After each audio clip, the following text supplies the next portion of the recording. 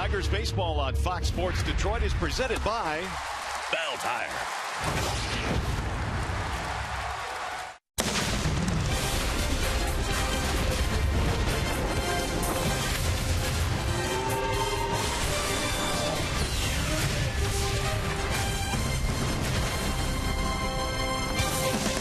After 8 days on the road, it is great to be back home. A beautiful day for baseball here at Comerica Park. Welcome to Game 1 of this series featuring the Detroit Tigers and the visiting Chicago White Sox.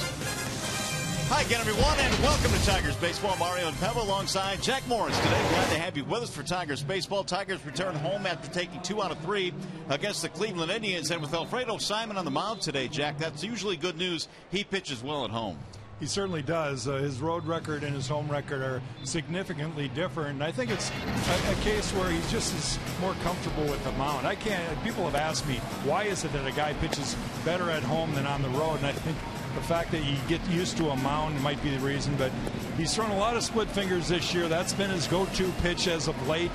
He had a little bit of a clunker his last start in New York, and he's hoping to right the ship against the White Sox here at home today. Yeah, because when you look at the home numbers for Simon, 4-1 record, a 1.58 ERA at home. That is the second best home ERA of any pitcher in the American League, and hopefully that will continue here again today. After a short break, we'll send you back to the Coliseum Studios, check in with Johnny Kane, but it's good to have some home cooking.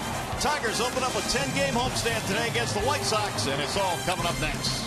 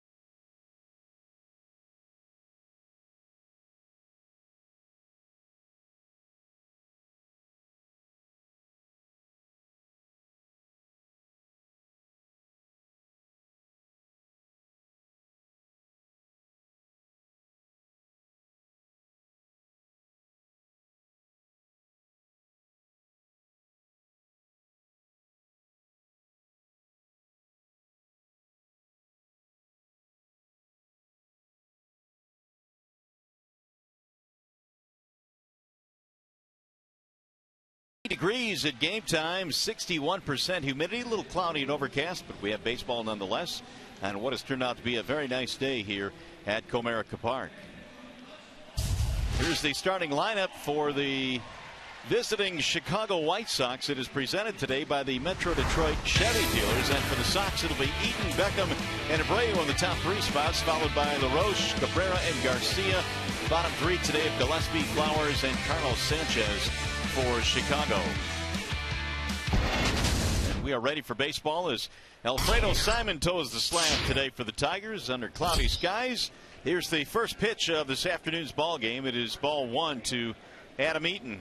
Eaton batting .249 with 3 home runs. He's knocked in 12 this year.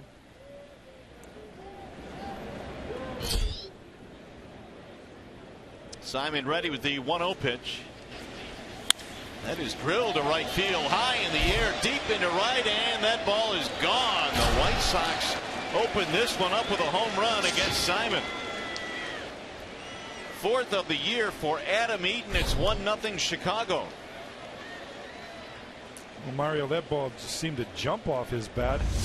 Let's take a look at it. Looks like a 4-seam fastball. Just stays right there. About knee high, inner half. Adam Eaton just jumped all over this. Just like that, the White Sox are on the board. And just his 4th home run of the season, so a quick start today for Chicago.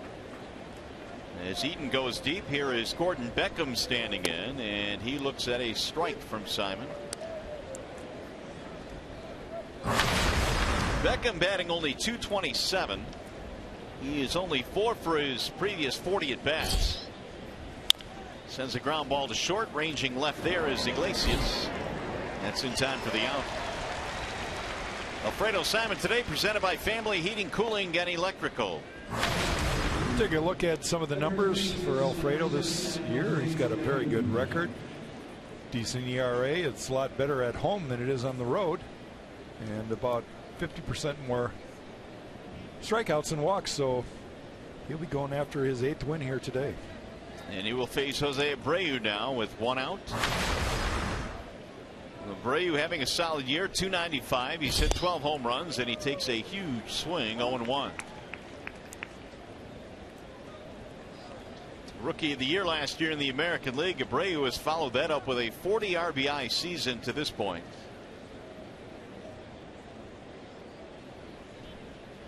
Here's the 0-1 pitch. The home run by Eaton in this inning is just the 50th of the year for the White Sox. It's been a ball club that hadn't hit too many homers. Yeah, they're on pace to be one of the lowest home run totals that they've had in a long time. Yeah, since the early 90s, actually. Here's the 0-2.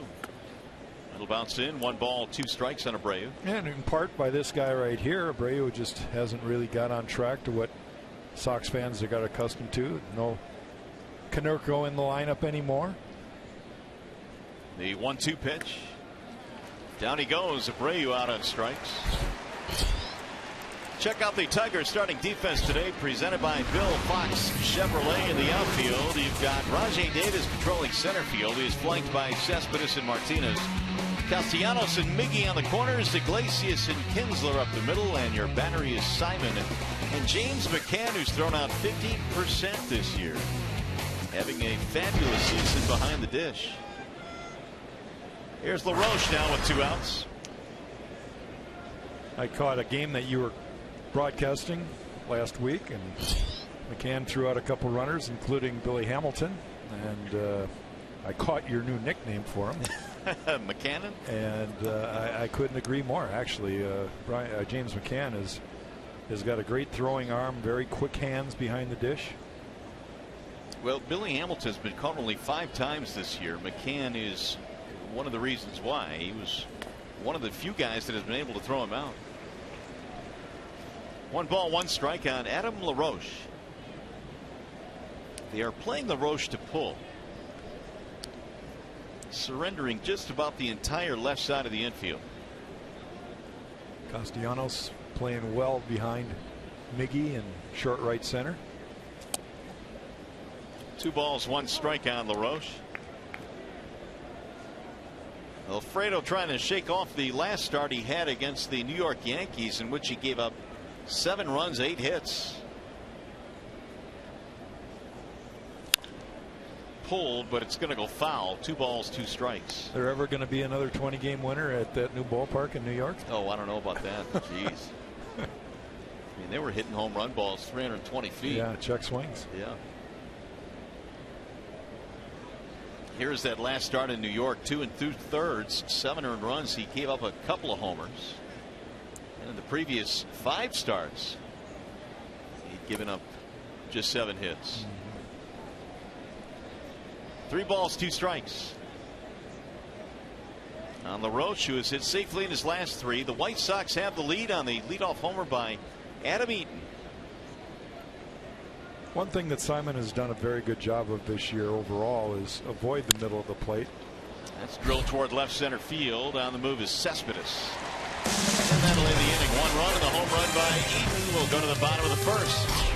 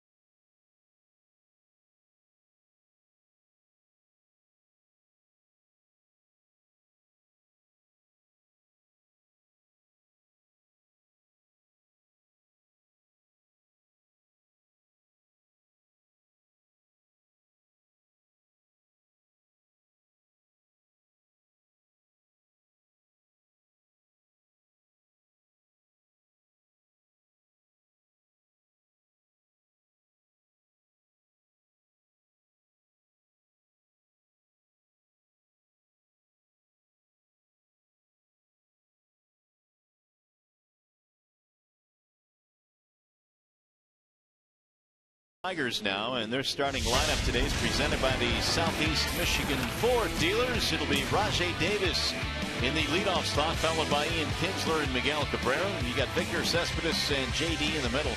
Cespedes good numbers against the White Sox. Castellanos, McCann, and Iglesias rounding it out for Detroit. They are facing the left-handed offerings of Carlos Rodon. Carlos Rodon is one of the highly thought of young pitchers in the White Sox organization. See, he's got pretty darn good numbers already as a young man. Very good strikeout to walk ratio. He's a power type guy. He'll throw a lot of fastballs. Got a good breaking ball. And he will face Rajai Davis to get it started for Detroit. Davis, Kinsler, Cabrera in the top 3 spots. Rodon works it high. 1 ball and no strikes on Davis. Rajai now has hit safely in 20 of his last 26. The average at 277. Sends a chopper back up the middle. Diving stab by Beckham. His throw is going to be late. Thanks to the speed of Rajai Davis, but a spectacular play by Gordon Beckham. Infield single. There's a few guys on the Tiger team that would not have made that. Rajai not being one of them. Great play there by Beckham. Stretches out, gets up, get rid of the ball quickly. But Rajai is a little too quick for him. Rajai smelling hit there. He got himself an infield single. Alexei Ramirez getting the day off as Beckham starts it short and very quickly turns in a highlight reel play. But they couldn't get it. Here's Kinsler now. Ian batting .259, 1 home run this year. Yeah, Ramirez getting the day off. You kind of wonder if that might be a little bit of a, hey, sit one out and take a good hard look at where you're at as a ball player. A lot of mental miscues in the last week by the White Sox. The number of errors is almost mind-boggling what they've done. There's a high drive into deep left. Ball hit well. Cabrera back, looks up, and it's gone. Ian Kinsler has homered for just the second time this season, but boy, this one's a biggie. A two-run shot to give the Tigers the lead.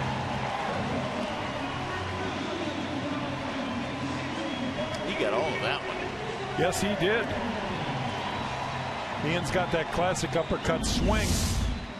We're going to take a look at the pitch. Ball's up in the zone a little bit. Somehow is able to greet that ball. That uppercut swing sends it sailing right over into the bullpen. That is Kinsler's first home run since May the 30th when he hit one out against the Angels. So the Tigers wasting little time with a long ball of their own. They lead 2-1. Now Cabrera. Strike is called. Starting this game with a bang today. Each team with a first inning home run. Miggy shoots one on a line to right field, and a sliding attempt by Garcia. Can't haul it in. And so Cabrera's aboard. Garcia was playing deeply out there, right? Didn't really react to the ball all that well, causing the third straight hit for Detroit.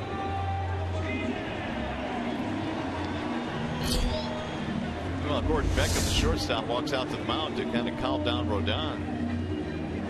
You see that Garcia just missed it. Kind of a in-between ball right there. The outfielders can't really go at it straight on. It's going to short hop them, so they'd like to go into that slide and try to maybe catch it in the air, or at least stop it and knock it down. Victor Martinez shoots one to second. Nice play there by Sanchez. He'll go to Beckham one, and that's going to be a double play in the relay from Beckham. It'll go 4-6-3. Here is the White Sox defense in this one, brought to you by Tim Hortons. We've already seen a couple of nifty plays. Along the outfield, Eaton in center, Garcia and Cabrera to his left and right. And on the infield, Gillespie, Beckham on the left side, Sanchez, Abreu on the right side, Flowers and Rodon, the battery today. Now this is the number right here that concerns Robin Ventura and his coaching staff. Too many errors. You can't play this game and be competitive. The month of June has not been kind. They're 8-14 for the month of June, and a lot of that is caused because of their defense. Well, here's Cespedes now with the bases empty. And Yoenis had himself a nice series in Cleveland, 5 for 11 against the Indians. 1 ball, 1 strike. The one constant that teams should have at the major league level is good defense. Pitching will come and go, hitting will come and go, but they should be able to catch the ball. They're all major leaguers. Well, for the White Sox, only Texas and Oakland have a lower fielding percentage this year, so it's been a challenge for Robin Ventura and his club, at least to watch it night in and night out. Here's the 1-2. Cespedes swings and misses, and Rodon comes back nicely after the home run. 2-run shot for Ian Kinsler gives the Tigers an early lead in this one, his second of the year.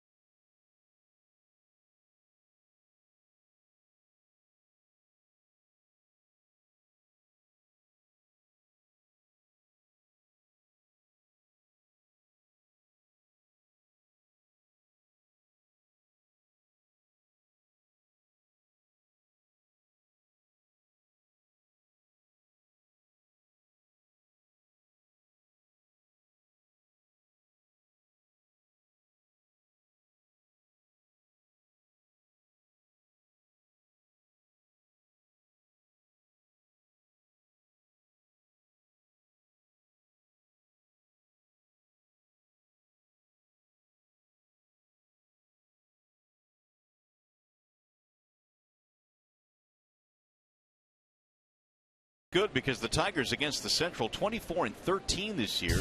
It's been the rest of baseball that's been a little bit of an issue for the Tigers, and for whatever reason, Jack, they're playing pretty well within the division. Yeah, I think a lot has to do with how they've matched up against Cleveland. They've just sort of owned Cleveland, and they've played a lot of games already against the Tribe.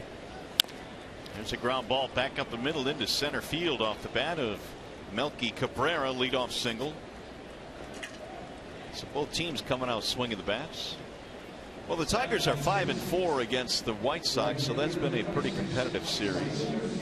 Now, the Royals, of course, always going to play the Tigers tough and have. Here's what the standings look like. The Tigers lost a game after losing yesterday, and KC winning.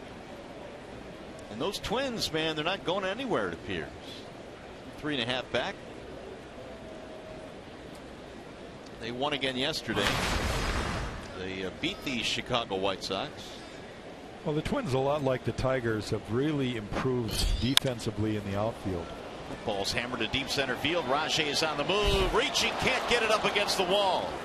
Cabrera rounding third. They will send him home, and he will score. It's a double and an RBI for Garcia. And we're tied up. Rajay had to go a long way for that ball, but he didn't help his cause by kind of running a banana pattern. Let's take a look at that here. You can see Rajay going hard to his left and then going straight back. And I'm not saying that's an easy thing to do. Obviously, that's a very difficult thing to do, but he didn't have a really good read, and only one step separating him from the ball, maybe a straight line, would have been able to be the difference maker.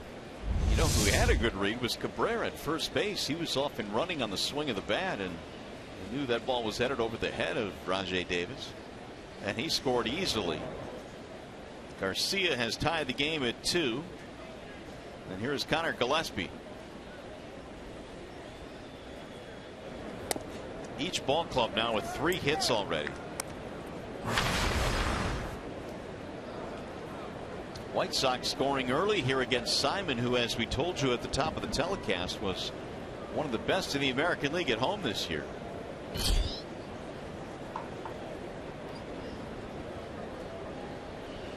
The 1-0 bouncer slowly to the right side. Kinsler will surround it. Gillespie is out, but the runner advances. Connor gets it done. Move Garcia to third base. And this is part of the game that sometimes is difficult for the average fan to understand, but the pitchers certainly need to know it. This is called game management or damage control. You got a runner at third base, 1 out. You need 1 out to keep him there. You need 2 outs to have him go back to the dugout. And it's so important not to allow that runner to score. That's a go-ahead run. It's early in the game. I think there's plenty of time, but sometimes you don't get other chances. He just has to pull his neck right here and try to get an out. Well, Simon working against the bottom of the lineup. Tyler Flowers hits only 207. Tigers have drawn the infield in.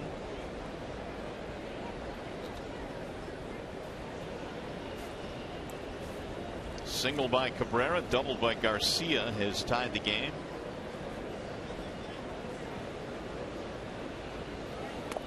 Flowers looks at ball 2 low. A little different look by the infielders. Jose Iglesias is actually closer to home plate than Nick Castellanos is at third base. You don't see that every day. When you play the infield in, they're usually all about the same distance. But Castellanos is kind of playing back, anticipating maybe a line drive. 2 balls, 1 strike.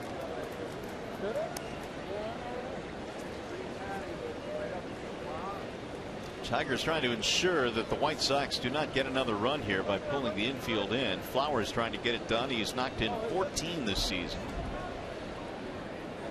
However, in his last 25 games, hitting just $190. 3 great results that can happen right now. An infield fly ball, that'll keep the runner at third. A sharply hit ball right at one of the infielders, or a strikeout. Those are the things that the pitcher is looking for. Ground ball, base hit, out of the reach of Castellanos. That'll get the run in. They'll score Garcia on the play and give Flowers an RBI hit. That I assume was not on one of your lists or your list of one of the good things to happen there. I think that's going to be a hit no matter what. Castellanos is playing back behind the bag, and that's off to his left. Iglesias had no shot at it, so that's your basic left side base hit. And no, that's not what you want in that situation, but you don't always control it. You know, you get the ground ball, but it finds a hole. Well, here is Carlos Sanchez, who's batting just 159. And Simon will throw back as Flowers gets back in. That is 4 hits now for the Sox, so a little bit of a continuation of the struggles that Simon had in his last start against the Yankees.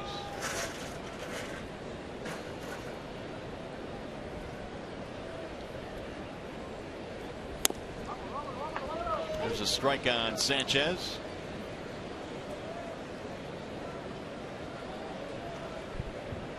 Sanchez not providing a whole lot offensively this year for the White Sox, but has really tightened things up at second base. He is 7 for his last 51. Right back up the middle, looking like a double play ball. Iglesias, Kinsler on to first just in time.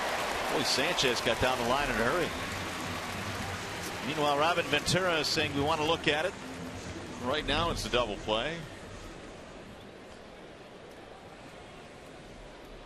It seemed tailor-made. It seemed like it was going to be an easy twin killing, but Sanchez got down quickly. Well, they're going to take a look. Robin thinks that his guy might have beat it, and he might have been right. Yeah, he might have been right. Is right.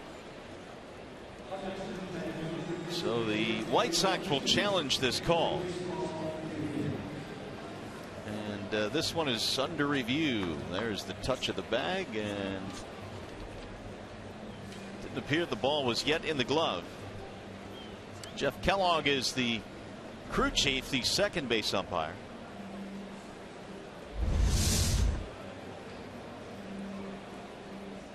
And we'll see if this is a successful challenge here for Robin Ventura. Well, Brad Ausmus had some interesting comments about the whole review process about a week ago. Kind of critical about that line of what we know is indisputable. Yeah. And I totally understand his frustration. Well, they have ruled him safe at first base. So the call is overturned on the field. And it did look like Sanchez was safe, so it's fielder's choice. 2 outs, runner at first base. You know, Joe Maddon and the Cubs had a similar situation yesterday where it appeared a runner was safe at second and they called him out. And Maddon was, after the ball game, pretty much saying the same thing Joe was saying. It's like, look, we've got this situation in place here to get these calls right, but for some reason we're not getting them right. It's just my opinion, but I really think it's umpires taking care of their buddies. Well, I was going to ask you that because, you know, you've got a regular rotation of umpires in New York that rotate through the command center. So, I mean, there are times you wonder if. My thing is, why does it have to be umpires? I mean, we're talking about your basic eyes looking at right. At a play, and it doesn't necessarily have to be an umpire to rule that. And I think umpires would rather have time off than go to a crazy room in New York where they're watching 25 baseball games. So give them the time off and have a committee that rotates through there. Bottom line is, everybody just wants to get it right. That's what the whole process is put in place for. Eaton, meanwhile, slicing one to left, and the White Sox have come out swinging the bats here. That's 5 hits already. Adam Eaton certainly having a better day than he had yesterday. As you see, Jeff Jones going to take a walk out to talk to his pitcher. Take a look at yesterday for Adam Eaton. This is a ground ball that he thought was a line drive caught by Eduardo Nunez of the Twins. He doesn't run. And kids, what does your coach always tell you? Don't watch the ball, run. And that time he didn't see the ball, got behind him, so Adam Eaton had a pretty rough day, along with his teammate shortstop Alexi Ramirez. This is the home run today, first inning, first at bat. See, Simon threw a fastball that's just laid out over the middle, and he ran right into it. So a 2-for-2 afternoon for Adam Eaton. That is 5 hits now for the Sox. They lead 3-2. And Gordon Beckham will step in.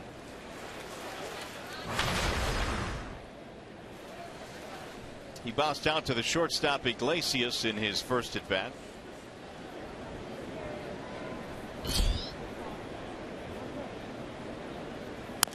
Beckham fouls it back out of play, 0-1. RBI double by Garcia, RBI single by Flowers, as the White Sox have regained the lead. You almost get the feeling that neither starting pitcher has got a good feel for the mound today yet. And sometimes it takes an inning or two to get in your rhythm. 0-2. Well, we mentioned Simon's home numbers, 4-1 record, a very good ERA. In fact, the only player in the American League that has a better home ERA is Scott Kazmir. But Alfredo's home ERA under 2.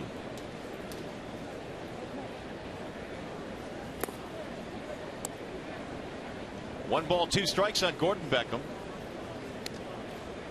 Kazmir pitching for the Oakland A's in both ballparks here at Comerica and out there in Oakland would be considered pitchers' ballparks.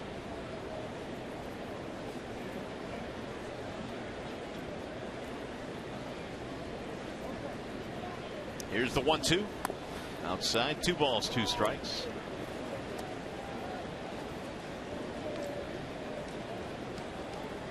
Righties came into this game batting just .194 against Simon, so Alfredo's been really good against right-handed batters.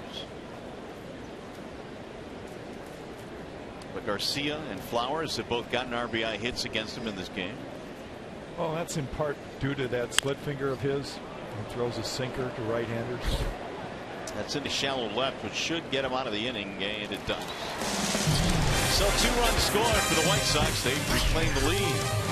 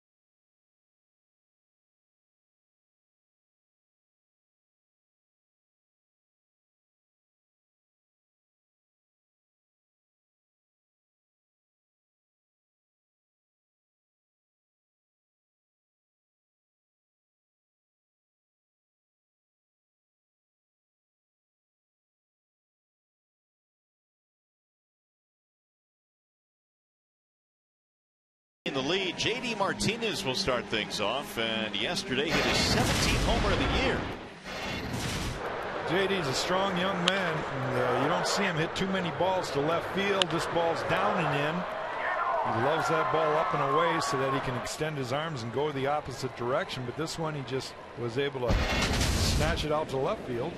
That was the only thing the Tigers had going yesterday against Carrasco, who pretty much stymied them most of the afternoon.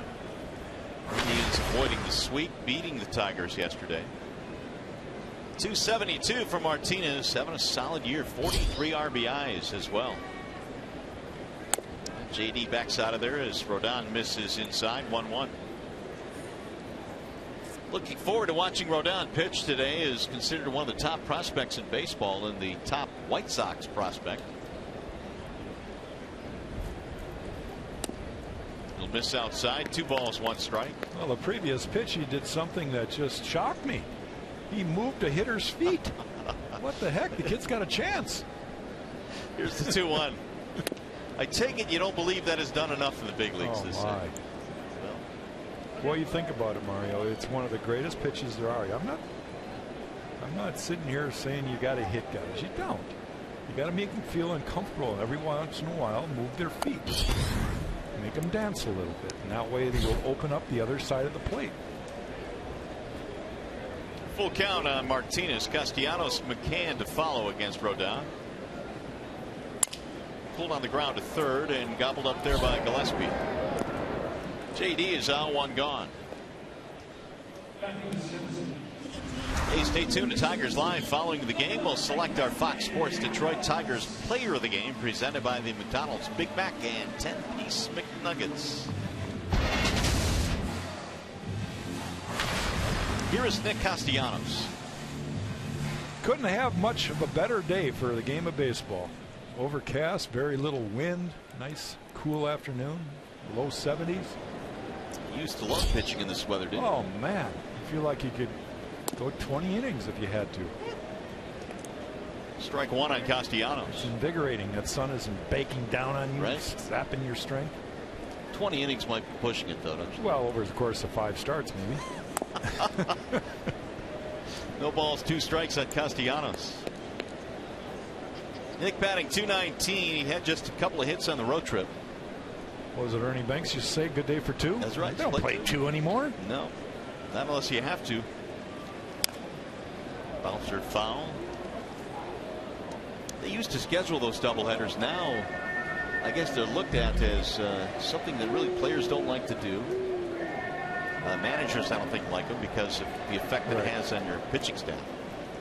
No, there are some negatives to it, and it's a long day at the ballpark, that's for sure. But what we did like about it, and I played in eras that, that was part of the game, Saturday doubleheaders, is that Mondays you had off days. Right. And that was the nice part about it. You'd have a day off here and there to spend at home. Here's the 1-2, and Castellanos strikes out swinging. Rodon gets his second strikeout, 2 gone. Let's watch this pitch from Rodon. Good hard slider, biting down and in, coming right back. See how he's got his hands on the outside of the ball, the spin rotation of that slider. Rodon is considered a guy that can certainly morph into a #1 on a major league pitching staff. He had as high as a 10 strikeout game earlier this year against Texas. McCann batting with 2 outs. He's only 22 years old, born in Miami, Florida. 1-1. You see, he can get it up there once in a while too. That last fastball at 95 miles an hour, so deceivingly fast. I think he doesn't look like that atypical power pitcher. His short, compact delivery. His motion leads him to go straight towards the catcher's glove, which is good. Ends up in a pretty good fielding position. Here's the 2-1 to McCann. They also say about Rodon, Jack, is that he's got a sturdy build. He's 6'3", 235, and maybe he's kind of built for a guy that can go deep into games. I think a lot of that has to do with your lower half. He's got, you can see there, very strong legs. And let's face it, if you're a pitcher, especially a starting pitcher, you got to have leg strength. And he missed outside there, 3-2. White Sox certainly are high on him. Iglesias waiting on deck. The White Sox have a 3-2 lead as we play in the second. Way outside, he lost him. First walk of the game for Rodon. Well, he wasn't drafted all that long ago. In fact, last year, one of 3 players selected in the first round of the 14 draft that have made it to the big leagues. Saw Finnegan last year with the Royals, Kyle Schwarber of Chicago had a brief little cameo this year for the Cubs. Yeah, he was up facing the American League teams as a designated hitter. The first series, I think he hit 600, and all the writers were asking Joe Madden, is there any chance this kid could stick around? And Joe said, nope. As soon as we're out of the American League, he's back to AAA. And they stuck to their word. Iglesias is a .322 hitter right now. Rodon missing low and in, and the count goes 1-1.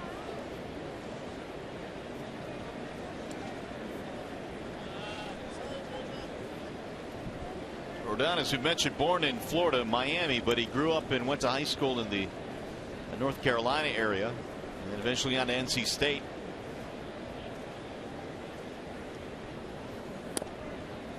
In there, a strike, and the count goes 1-2 on Iglesias. Nice gathering here for a weekday matinee game. Tigers opening up a 4-game series with the White Sox. They'll be here all weekend. 2-2.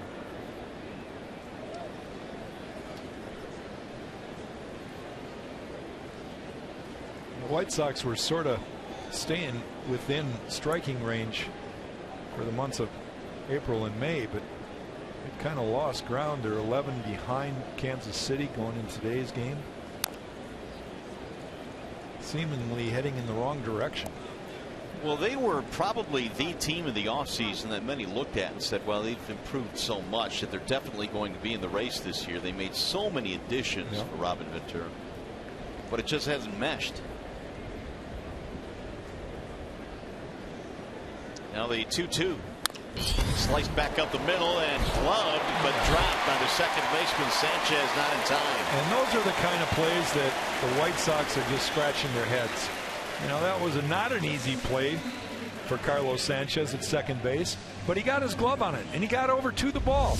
Well, if you're going to get over to the ball and get your glove on it, you might as well squeeze your hand and make the play. Wasn't going to happen, and Tigers are still rolling. He ruled that a base hit.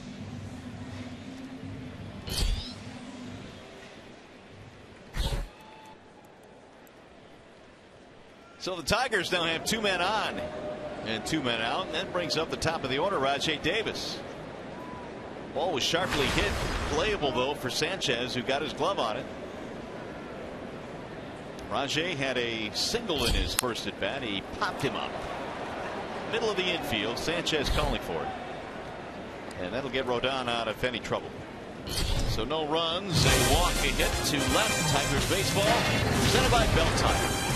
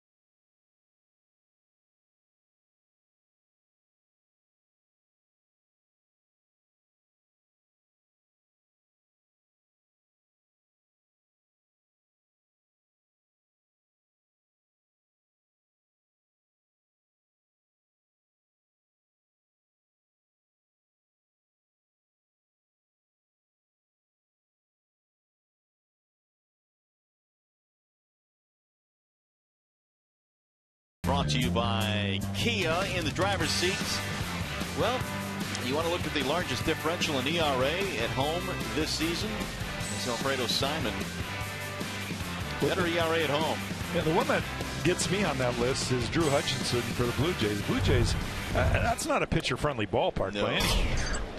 It's actually our T-Mobile game changer there. We'll talk about her in the driver's seat a little bit later, but that is a huge differential for Alfredo. But today, he's given up 3 at home here early on. And Abreu takes a big swing. Abreu, LaRoche, and Cabrera, the middle of the lineup for Chicago. .294 average. He has hit 12 home runs this year.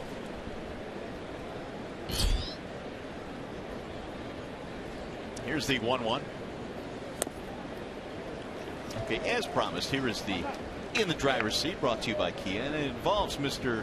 Abreu. .352 career against the Tigers. He just licks his chops versus Tigers pitching. Yeah, and it's not like they're a pushover on the mound either. No.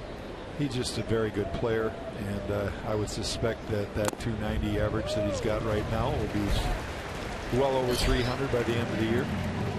Well, he has fanned twice in this game against Simon, 1 gone. In fact, the only 2 strikeouts Alfredo has so far.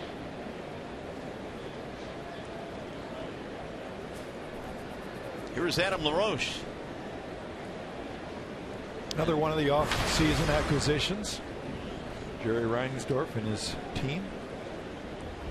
Melky Cabrera, Adam LaRoche, Samardzija. Robertson is back into their pen. Yeah. Well, the Bernstein advantage in the pitcher-batter matchup belongs to Alfredo Simon. LaRoche is 2 for 13 against him, and 0 for 7 this year.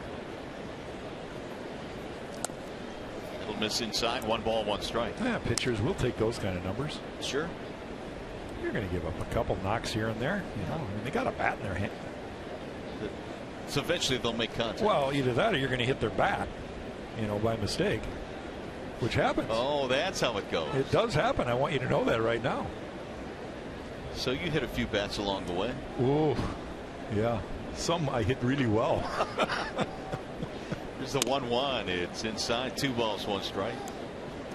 You know, Mario, I joke with this, but as a pitcher, you're kind of proud. I mean, in a sick sort of way, you're kind of proud of those monster bombs. You know? Really? Yeah, like Greg Lazinski hit one off the facing of the old Comiskey in upper left center. I was pretty proud of that.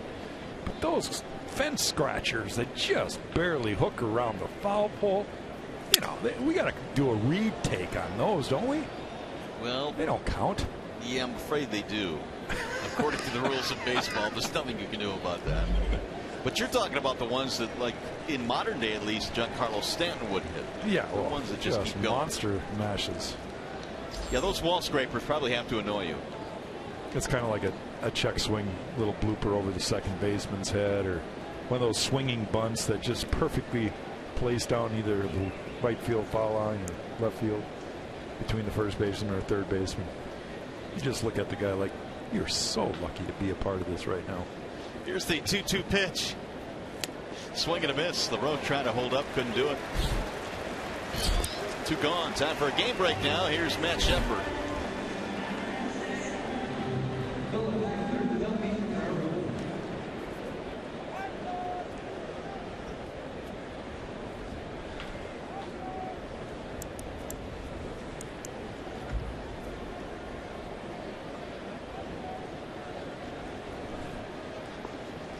How does that work out?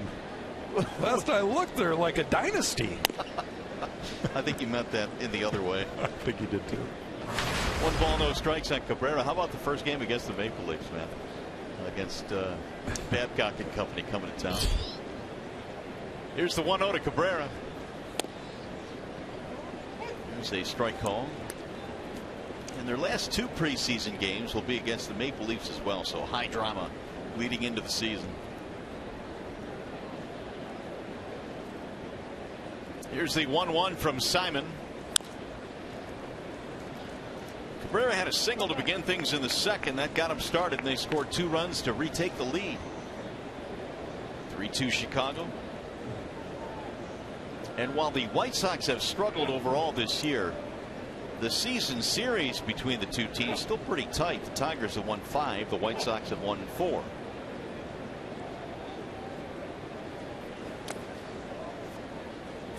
There's one pitcher for the White Sox that's had his share of, let's put it this way, you would expect more from him, is Chris Sale. You know, here's a guy that consistently can strike out 10+ hitters. And Tigers have done a good job against Sale this year.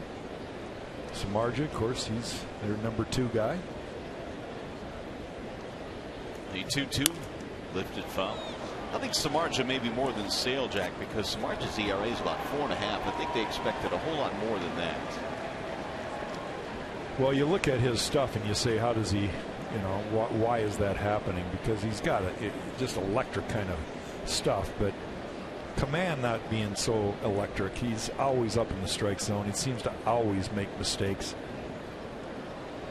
And I've always said it, a pitcher that throws 100+ pitches a game, or you're going to make somewhere between 5 and 7 mistakes a game. It's what happens with those mistakes. Miggy will feed Simon covering, and it's going to be a 1-2-3 inning for Alfredo.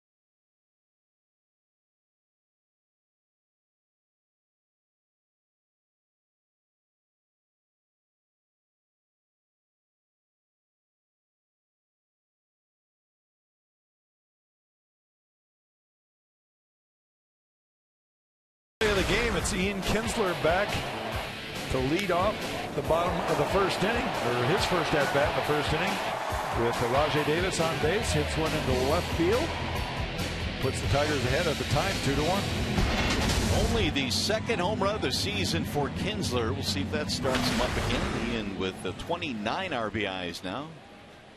2-run shot briefly gave the Tigers the lead. We are in the bottom of the third, and the White Sox lead it by 1. 2, 3, and 4 coming up for Brad Ausmus. Had 9 hits already in this game between the two squads. Kinsler takes ball 1. Ian had 4 hits on the road trip.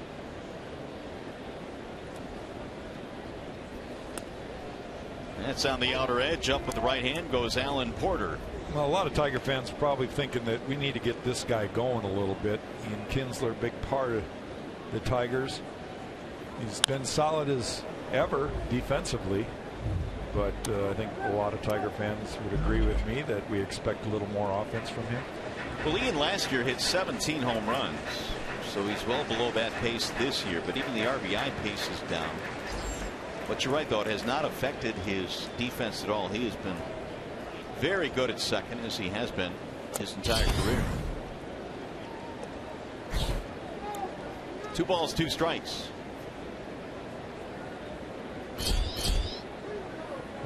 Here's Cabrera waiting on deck.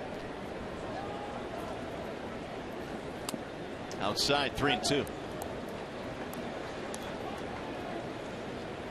Rodon played his college ball at North Carolina State, where he set the school record for strikeouts.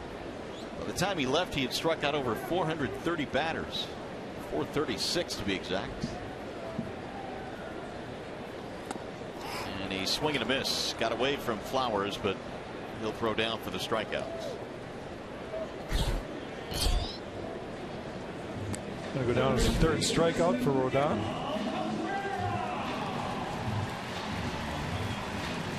That'll bring up Cabrera. Take a look at that strikeout. See, it's another slider. It's breaking hard down and in. That's a tough pitch for either right-handed or left-handed hitter. And that ball's coming in hard on you. Well, Rodon has an opponent's batting average of just 129 against that slider. So it's been effective. Pretty good pitch for him. No doubt. You know, the other thing, Jack, about Rodon is he works at a nice pace. Yeah, he does. Here's the 0-1. Couldn't hold up. 0-2. As long as you're getting guys out or keeping your infielders and outfielders in the game, I think they really appreciate it. They play better defense when you're not out there thinking and walking around and killing time and feeling like you're not in command. I think the subtle little message that it gives to everybody is, hey, this guy's in command. He's in control of what he wants to do. He's ready to grab the ball and throw the next pitch. Keeps everybody sharp. Well, even after that last pitch in which he threw in the dirt, he was ready to go as soon as he got the baseball back. Swing and a miss, and he ties up Mickey. Another slider. 4 punch outs now for Rodon. See how his hands off to the side of that slider? And he's got that real good spin. Ball breaks down and in, and a lot of the hitters will swing right over the top of that. About 8.5 strikeouts per 9, which leads rookies in the American League. So he's done a nice job in that respect. He got a double play ball off the bat of Victor Martinez in the first inning.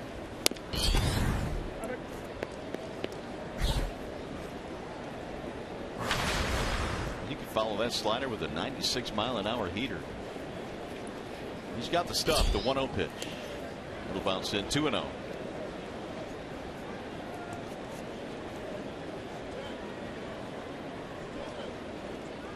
White Sox thought they had a pretty good top three. When you're talking about Sale and Samardzija and Quintana.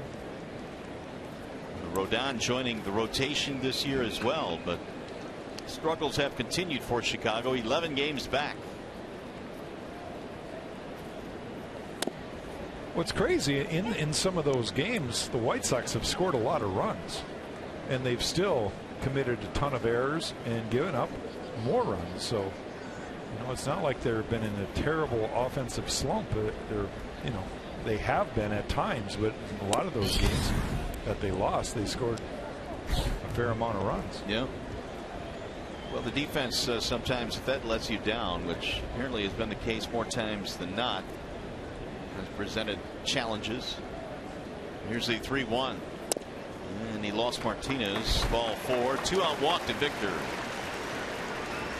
Second walk for Rodon to go with his 4 strikeouts. Time out for the Lowe's Never Stop Improving Stats.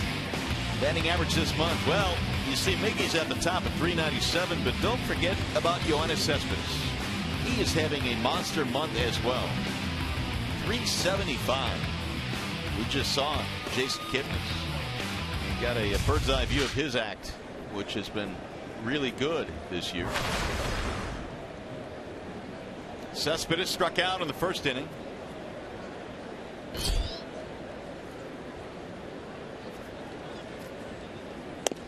He'll drop one in for a strike. 0-1.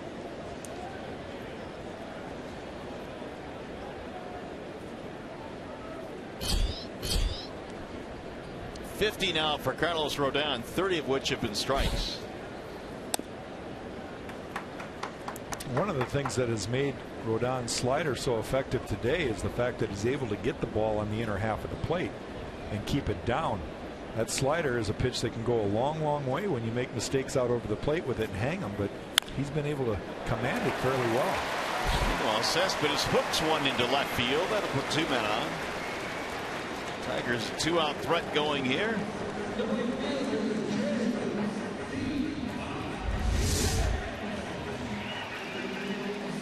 See, that probably was a slider. I couldn't really tell, but I think that was a slider. But that one kind of left out over the heart of the plate. Yoenis just goes down after it, hooks it into left. Good at bat. Tigers now have 5 hits. Dak Cooper coming out here with an early visit. Got JD Martinez coming up with 2 men on. Yeah, he probably just wants to remind his young left-hander situation. JD's hit a lot of home runs. Probably wanted to remind him that if you're going to pitch him in. Well, tomorrow the 2015 FIFA Women's World Cup continues. Quarterfinals against China. Alex Morgan and Team USA in a winner-go-home matchup. Coverage begins at 7 Eastern, your local Fox station. Catch the whole tournament streaming live on Fox Sports Go. U.S. women's team is not allowed a goal in 333 minutes. That's a U.S. World Cup record. So best of luck to the FIFA Women's World Cup team. Here is JD Martinez. Tying run at second. Go ahead run at first. We're in the third. JD a ground out his last time up. Swing and a miss. That has been a really good pitch for him today. Keeps it down, and it's tough. It's really biting hard back on the back foot of the hitter, the right-handed hitters.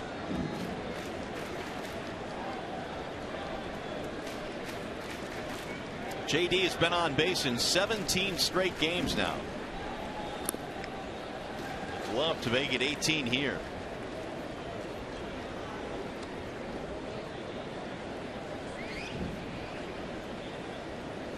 Tigers got their 2 runs in the first and a home run by Kinsler.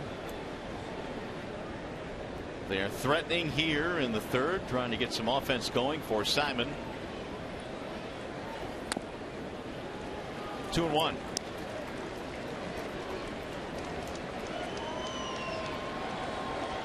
White Sox pretty much playing straight up on JD. Both in the infield and in the outfield. 2 outs. 2-2. He goes back to that nasty pitch of his, the slider right there.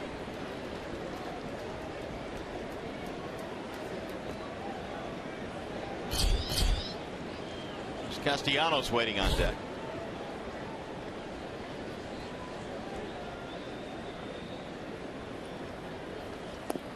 Checked it. Did he go? Did not. Mark Ripperger down at first base, steady health, so it's 3-2 now. If JD finds a gap here with the runners going, he could give the Tigers the lead. It's the 4th full count already for the left-hander Rodon.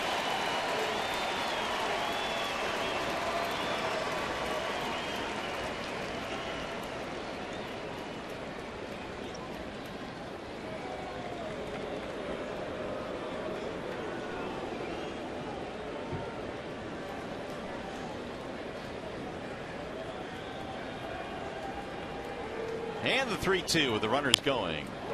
High fly ball, shallow into right field. It's going to be Garcia to make the play. And the Tigers will strand 2-3 in the books here at Comerica.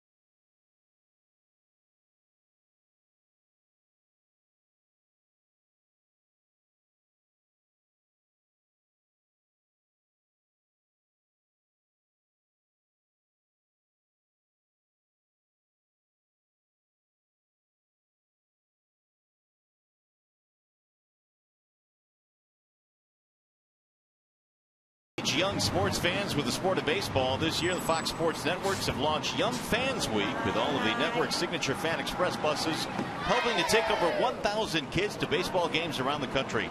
And today here in Detroit, Fox Sports is hosting young men and women from the Boys and Girls Clubs of Southeastern Michigan. So there they are. We welcome you all. Young Fans Week. And I think Major League Baseball, along with Fox Sports, a great initiative to get the youth of America re-energized with the sport of baseball. Avisail Garcia starting things off here in the 4th inning.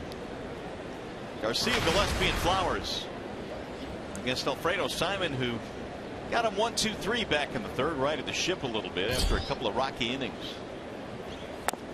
Garcia waves and misses 0-2. Looked like Garcia was in swing mode right there. No matter what was coming, that was going to be a swing. And hitters do that. It's crazy, but they do that. I guess that's part of the game, you guess, once in a while.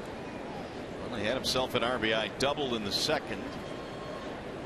Here's the 0-2. Ooh, man, that thing bounced right in front of the plate. Oh, worm killer. Although I doubt there's any worms out there. I look at this field and I look at baseball fields in general and see how uniform they are across baseball now. All the dirt is pretty much the same. The grass is cut short and so beautiful. And Garcia goes down.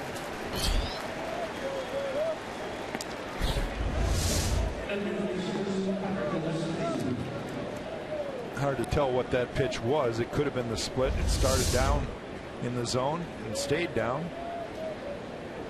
Avi Garcia just helping Simon with his strike zone. 4th strikeout of the game now for the big pasta. Here is Connor Gillespie waiting for the Tigers to shift defensively as Castellanos jogs out into right field. Ball 1.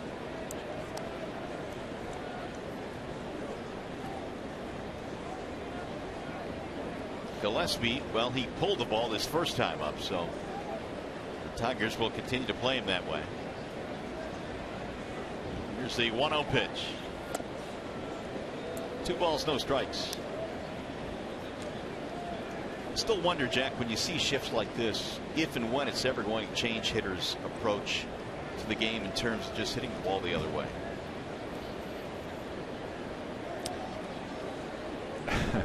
Well, it's the ultimate battle. I think it's a mental battle more than anything else.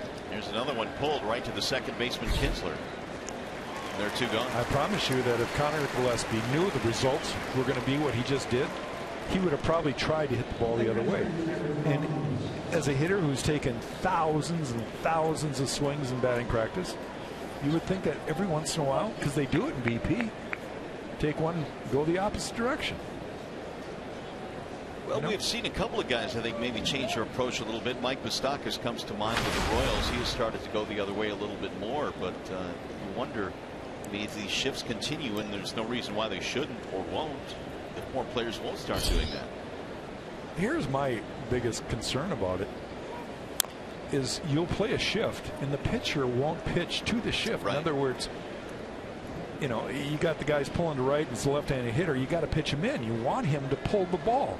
And yet you see so many pitchers staying away, hoping that he'll roll on over. Well, that basically ties in right what you were just saying. I mean, that's the pitch to go with and drive it the other direction. Here's the 0-1. Pop up shallow right field. It's going to be caught on the run by J.D. Martinez. Back-to-back 1-2-3 innings for Alfredo Simon.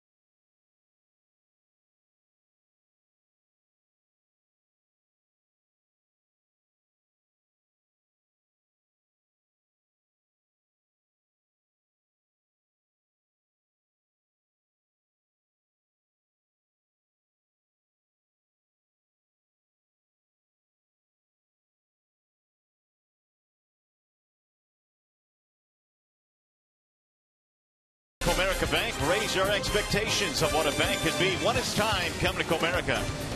Jeep, come discover great deals during the Jeep Drive and Discover event. And by Kraft Shreds and Chunks, make something amazing. The sun is doing its best to peek through the clouds here this afternoon. It's been overcast, a little bit breezy. Right now the White Sox have a 3-2 lead as we go to the bottom of the fourth. The lights are on here at the ballpark. Opening game of this 4-game weekend set between the Tigers and Chicago. Just a heck of a nice crowd.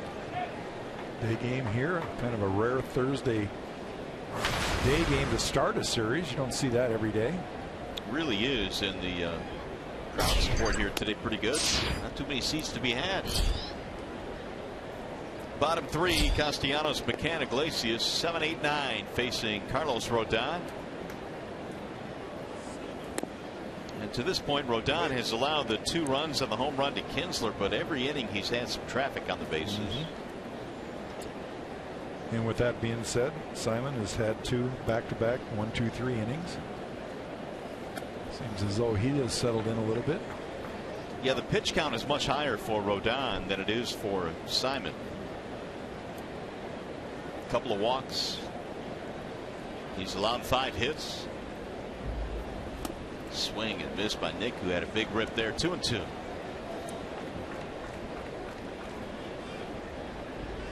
Castellanos just a couple of hits on the road trip. One of them, though, delivered a couple of key runs in that series against the Indians.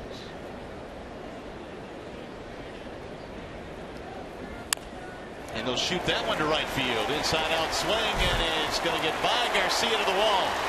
Castellanos rounding the bag at second, going for 3. And Nick is going to make it. It's a sliding triple for Castellanos.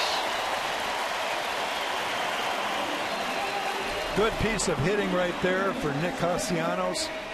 Ball down and in. He's able to shoot it out to right field.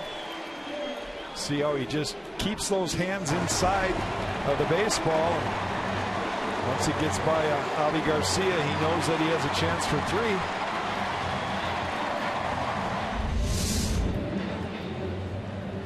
Tigers have their 6th hit. More importantly, they've got the tying run at third with nobody out. And Nick has 4 triples on the season now. The White Sox are going to play the infield in, trying to cut down that run at third. McCann walked in his first at bat.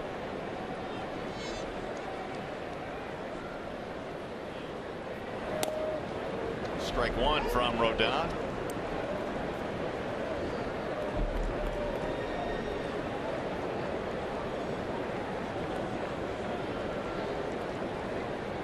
Tigers have now out hit the White Sox 6-5. And swings and misses 0-2.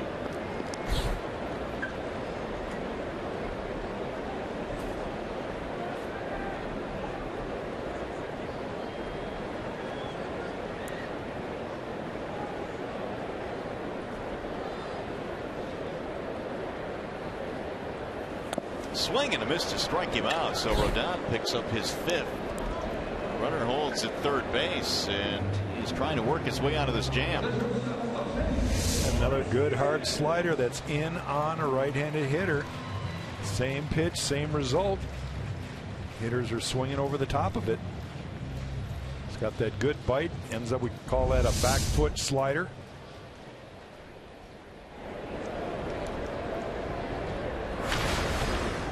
So here's Iglesias with 1 out.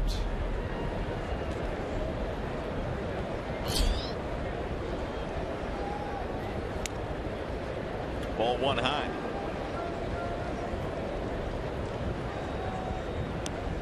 Well, Iglesias is a good guy to have at the plate right now. He's a very good contact hitter. He's done very well, as you see, against left-handed hitters this year, hitting .426.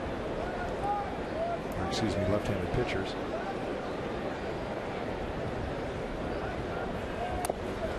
Checked it low, did not go. 2-0.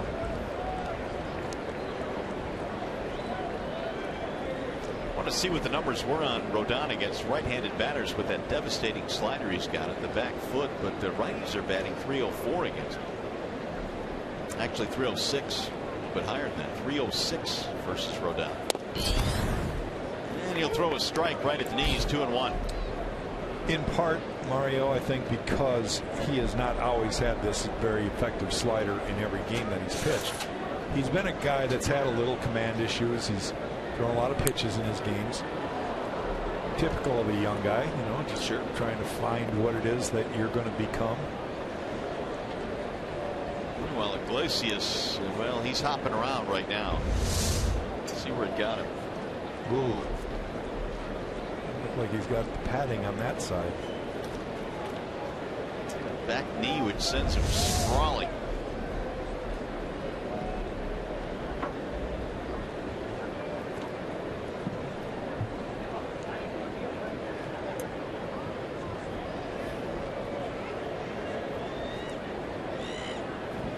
Well, in his last start, Rodon threw over 100 pitches in 6 innings of work. There's a chopper hit to the second baseman. They're going to come home with it, and he's going to be out.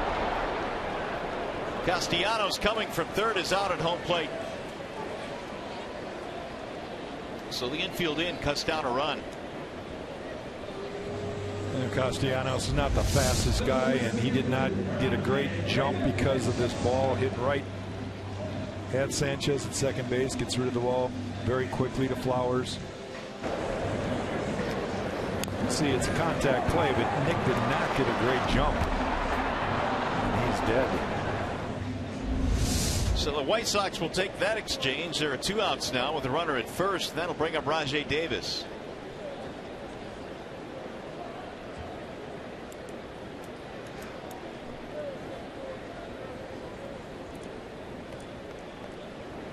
Davis, an infield hit and a pop-up. He's getting the start in center field today with the lefty out there. Anthony Ghost sits down this afternoon.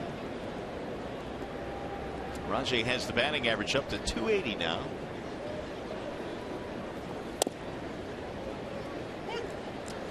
Oh, 0-1. If you would have asked me a couple years ago if I ever suspected that I would see Rajai playing less than Anthony Ghost in center field, I would have said no. And when I was doing Blue Jay games, they were both on that team. Rajai played more than Ghost did. And all I can say is Anthony Ghost has really turned into a very good young player, working his tail off to become a better hitter all the time. And defensively, he's gotten much better. That throw pulled him off the bag, and the Tigers get a break there, and an error by Gillespie, whose throw just sailed on him. That's going to leave runners at first and third on a ball that looked like was going to end the inning. Well, again, defense is such an important part of this game. Gillespie got all the time in the world, just doesn't make the throw, and now the Tigers have another chance to tie this game up. Not sure what Don Cooper is going to tell Carlos Rodon in a situation like this, is other than try to strike somebody out, kid, because your defenders can't catch the ball. Well, we saw the play by Sanchez earlier in the game. He failed to squeeze it, which kept an inning going, and now what appeared to be an inning-ending ground ball, he's thrown away by Gillespie. So the defensive woes just continue for the White Sox. That is the 10th error of the year for Gillespie. And in some ways, you're right, Jack. It's almost like Cooper probably went out there and said, son, you're on your own. Yeah, and I'm sure, he gets the infielders in there and say, do it again, give him a chance. That's the correct thing to say. As a pitcher, you're probably thinking, all right, I got to get a pop up here or strike somebody out. First and third now for Ian Kinsler. We'll see if the Tigers can take advantage of the miscue by Connor Gillespie. 2-run homer and a strikeout in this game for Kinsler.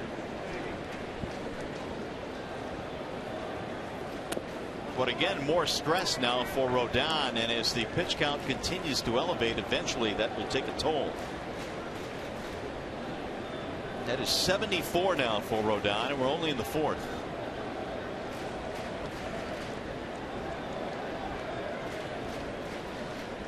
Here's the 1-0. Grounded foul. 1 ball, 1 strike. I've always wondered, and I will never get the answer because I've asked as many people as I possibly could who are knowledgeable about the answer. Who decided that 100 pitches was the right number for starting pitchers? And because on average, I think that's when most young pitchers especially are kind of examined. There's a bouncer back up the middle, and they're not going to botch this one. They force it second, gets him out of the inning. We'll talk more a little bit about that when we come back. Right now, still 3-2.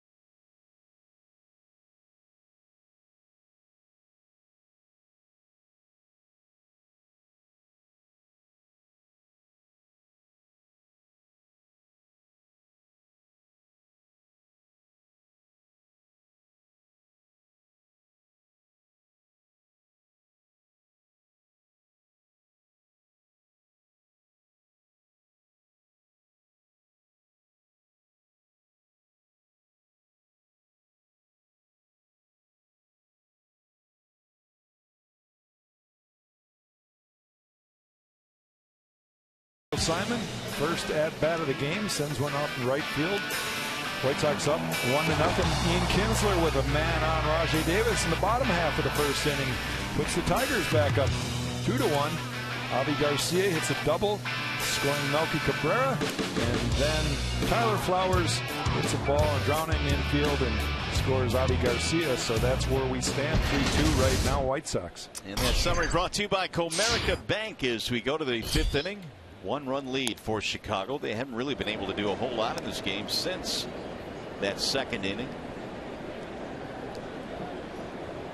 4+ for Simon. He's allowed 3 runs. Hadn't walked anybody and 4 strikeouts. He's had back-to-back solid innings. 1, 2, 3, third, 1, 2, 3, fourth. Let's hope that continues here and Tigers get more chances to get back on the board.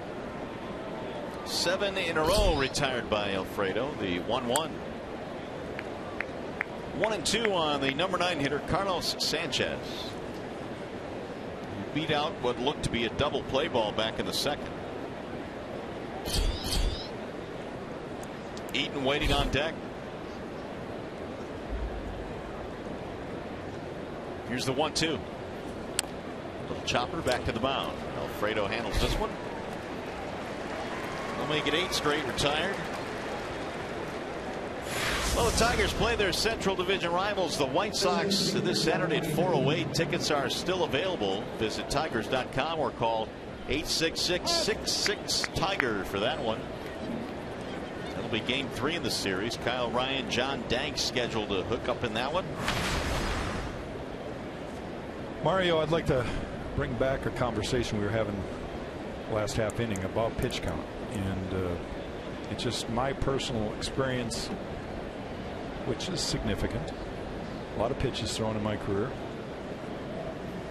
I think the pitch count is slightly off by about 15 to 20 pitches. High or low? Low.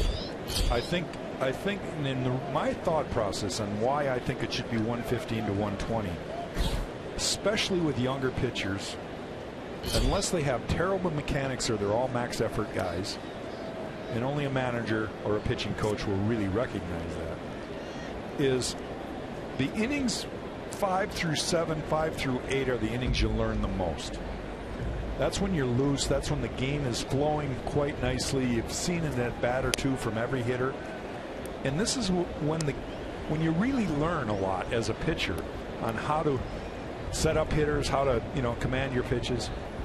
And so many young kids are battling like Rodon today. There's a chance that he could be done after 6 and never see the late innings. And I'm not sure that 15 pitches is going to have a significant impact on their arm strength or injury or anything like that. I'm just not convinced of it. Well, do you think part of it is pitchers learning to pitch through fatigue too? Because not every start is going to be the same. Obviously, you'll have some starts where there's more traffic and more stress. Well, again, it goes back to something I was talking about earlier with Rodon. Leg strength is so important. Yeah. When your legs get tired, you are tired. Your arm doesn't have any juice left in it. And another reason to go deeper into games is that's where you build the leg strength. That's where your body adjusts and you have to push yourself. I don't know. I just have a tough time with it. And I get that that's the era we're living in, that we're going to have to accept it. But I really think that there's a chance that somebody could change it by starting to show. And let's face it, there's certain guys. JV was that guy under the Leland years. That there was no 100 pitch limit for Justin. Right now, David Price probably isn't set at 100. When I walk to eat as Beckham stands in. So you think then the threshold should be raised from 100 to 115 to where you start paying more attention? I really do. I think that is more of a realistic number. That, all right, because in my way of thinking, and this is going back over my career, when I look back, usually when I pitched well, I was through a 9-inning game with 115 to 120 pitches. If I was pitching poorly, I was already out anyway. Right. So that number is just to encourage you to get through some adversity, and that's what most young pitchers need to understand, and that's where they learn the most. Well, when you look at some current numbers, Chris Sale of the White Sox averages about 108, 108 pitches per start, which leads the major leagues. So that's where Sale is, and he's at the top end right now, 108. Here's the 1-0, runner goes, and a bouncing ball to short. Iglesias has only one play. Beckham is out, runner goes to second base with 2 gone. And you look at Chris Sale, a wiry kid. Right. You think that, oh my God, every pitch his arm's going to fall off because he doesn't look strong. He's just very flexible. He's got great endurance and great ability to bounce back. But he's also a max effort kind of guy. I mean, he throws in the high 90s, so he's putting a big strain on that arm. And yet he's able to lead the league in pitches thrown. Well, here's Abreu now with 2 outs.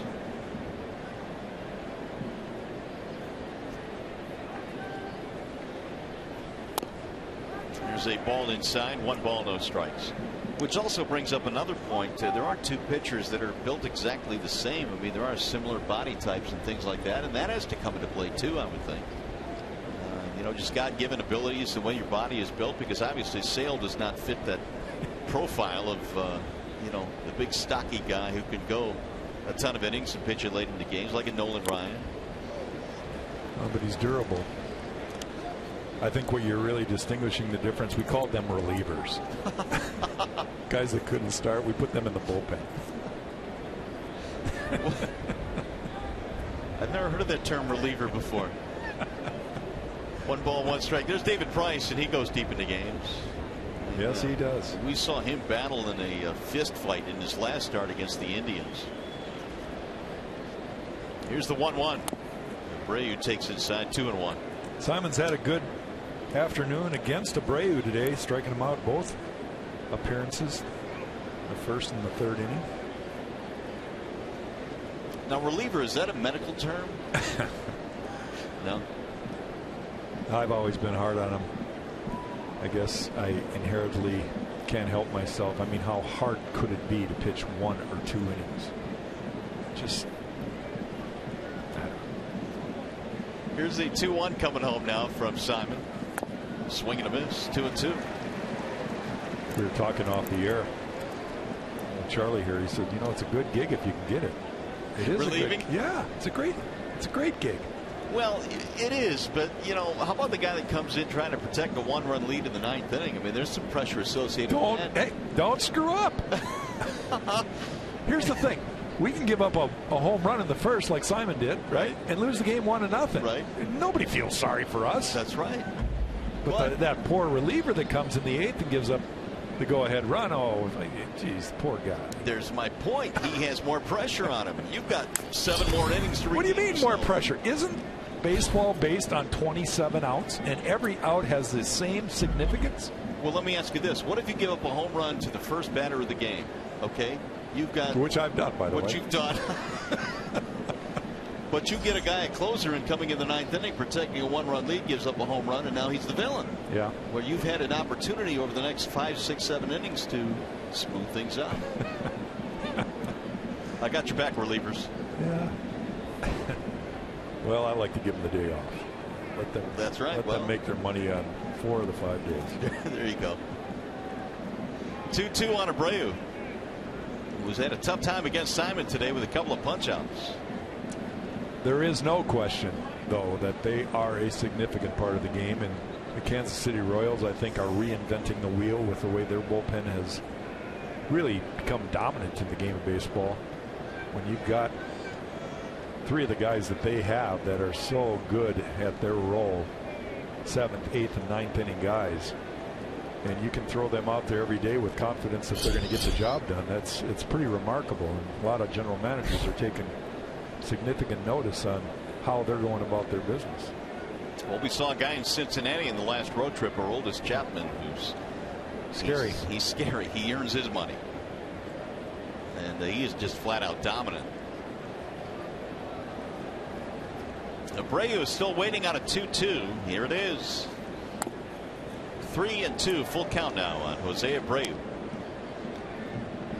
We're in the 5th inning, 3-2. White Sox have the lead. A runner in 2nd and 2 outs.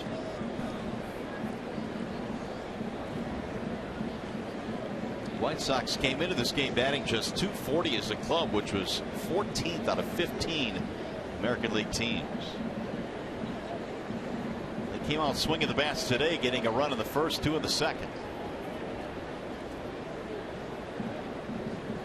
Simon has slowed the pace considerably down with a man in scoring position. Well, he wants to make sure that James McCann and him are on the same page. Very important pitcher.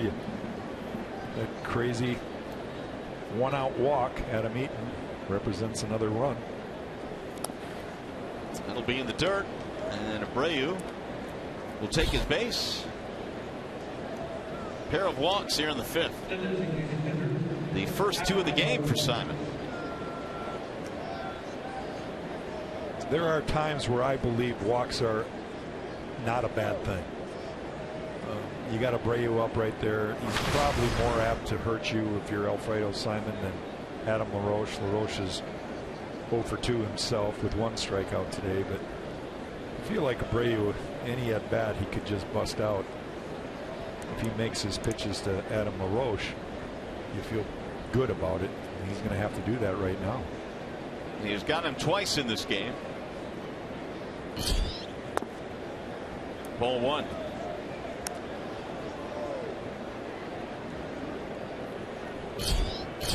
Here's the high-speed pitch in this ball game, brought to you by Xfinity. 95 from Simon. Yeah, that's getting it up there, and that's a good differential. 10 miles an hour. Some guys are as high as 15 miles an hour difference. Well, he's gone 2-0 now on LaRoche.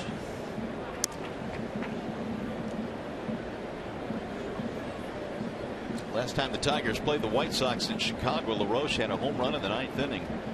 That was his 250th career home run. It sent the game into extra innings, and the Tigers ended up losing that game.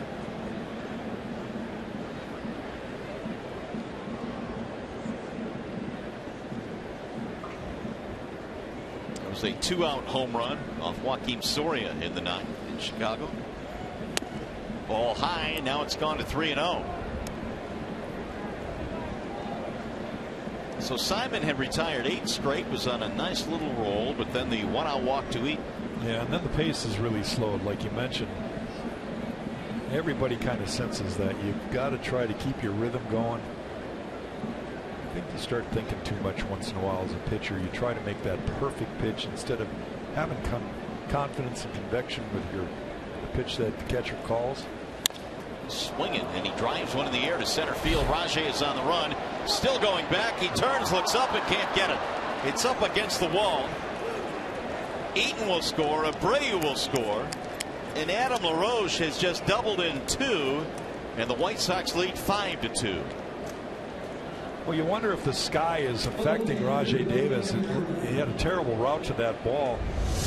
We're going to see it right here. He's going over his left side, looks up, and now you can see he's way over out of position to catch that ball.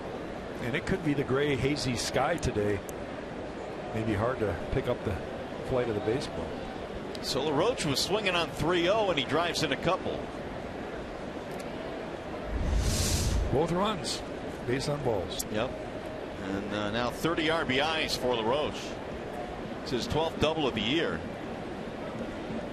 Bring up Melky Cabrera. 3-run lead now for Chicago. Ball 1 to Cabrera. So Simon now continues to fall behind batters.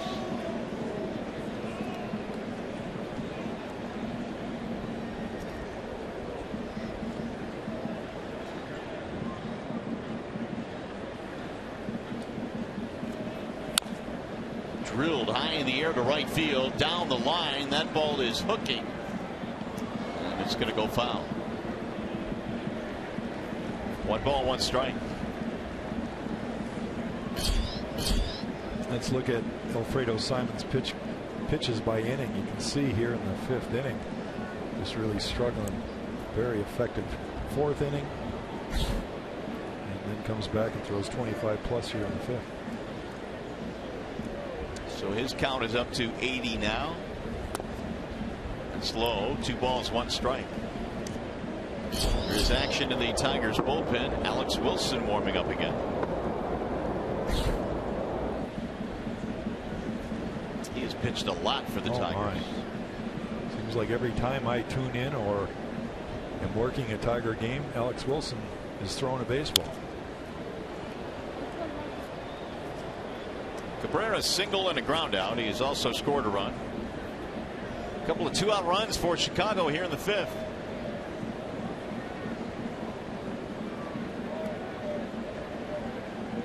Adam LaRoche with a key blow, swinging on a 3-0 pitch, drives it over the head of center fielder Rajay Davis.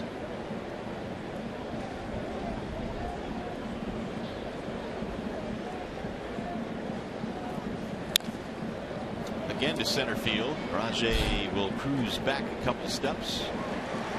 That'll take care of the side, but the Sox get 2 more to extend the lead. Tigers baseball presented by Bell Tire.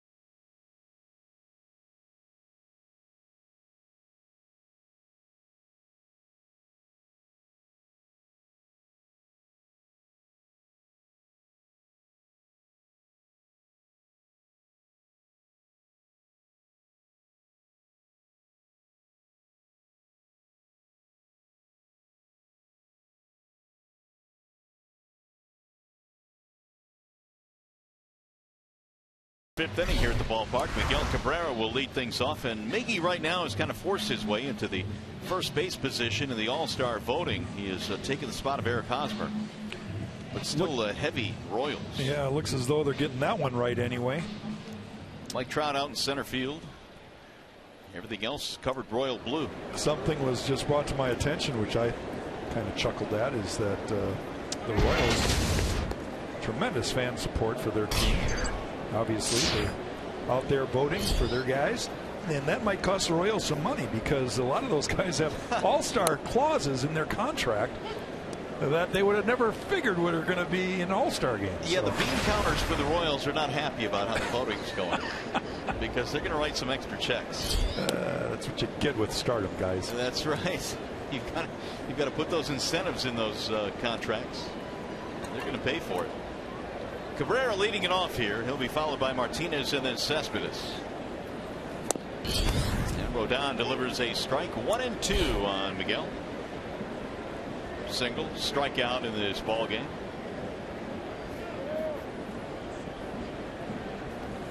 Miggy swings and strikes out. Down he goes. So Rodon now starting to pile him up. He's got 6. Just a reminder, as you enjoy a cold one to look forward to, Miller Time later in today's game, brought to you by Miller Lite. Rodon has just really done well with that slider in on the hands and on the back foot of the right-handed hitters today. He has given up just the 2 runs in the first, but he does not have a 1-2-3 inning in this game. Ball 1 high. It appeared he was going to get one back in the third when he struck out Kinsler, struck out Cabrera, but then a walk and a single. He's been victimized by 1 error this game. And he's made Victor move his feet 2-0. Brad Ausmus putting in an all right-handed lineup. Victor being a switch hitter, batting right-handed, so Rodon not really having a chance to see what that slider would do against the lefties today. So it's 3-0. Well, you would think it would be a really good pitch. He's had good success against left-handed batters. Here's a strike, 3-1. Lefty's only .215 against Rodon, hence all the righties for Detroit. Grounded fair inside the bag at third base. Down the line it goes. Victor is on his way to second. Here comes a throw to the bag, and he just beat the throw. Double for Martinez.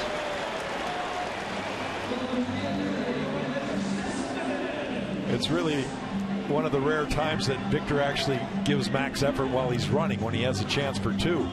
A lot of times he'll pull up and not really put a huge effort going down the first baseline, but here he knows he's got a chance for a double. Gets by Gillespie at third base. Victor barely gets there, but he gets there.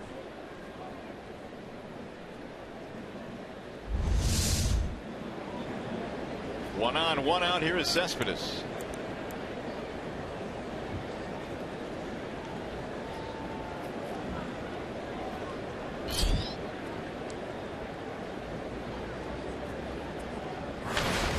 A single and a strikeout.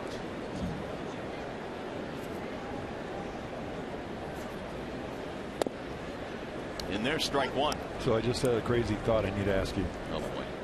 First to third, who's faster, Victor or Miggy? Oh, Miggy. Is he? First to third. First to third? Yeah, no question. Can't be by a long way. Well, Victor, step or 2. Victor, of course, has been bothered by the knee. Right. And you know, if he hit that ball before he went on the disabled list, I'm not sure he would have made it to second base. Right. You know, because he just wasn't running well at all. But he's running a whole lot better right now. Yeah, I got Miggy on that. Okay. Victor running a whole lot better these days, which is a really good sign for that surgically repaired knee. That's low and away, and the count goes to 2-1.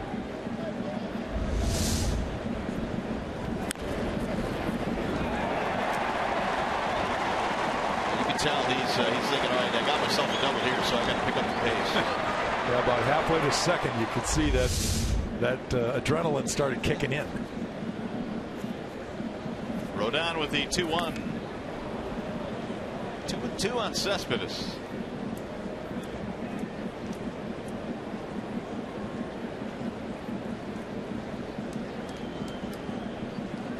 Five runs on 6 hits for Chicago. 2 runs, 7 hits for the Tigers. JD Martinez will be next. Again, nothing has been simple today for Rodon. He's just had runner after runner on the bases. He's going to call his catcher Flowers out. Got a 3-run lead to work with right now, but still wants to be very careful. Cespedes can get it close with one swing of the bat.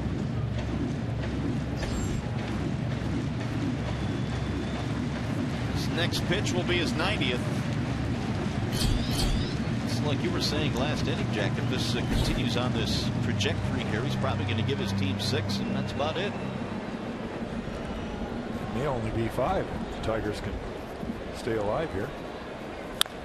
Drill deep to left field. Ball is hooking, and it's going to go foul. Just out in front of that one.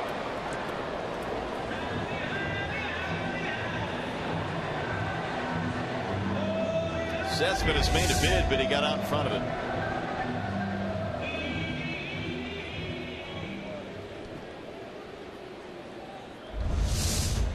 Two and 2 on Yoenis.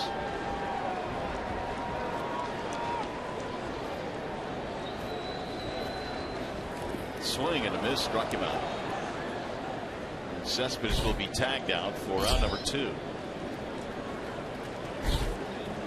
7th strikeout for Carlos Rodon, and another slider. This one, he made sure he kept it down. Almost bounced on his front foot.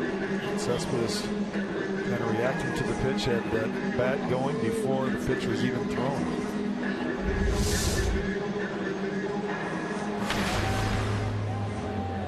So here is JD Martinez.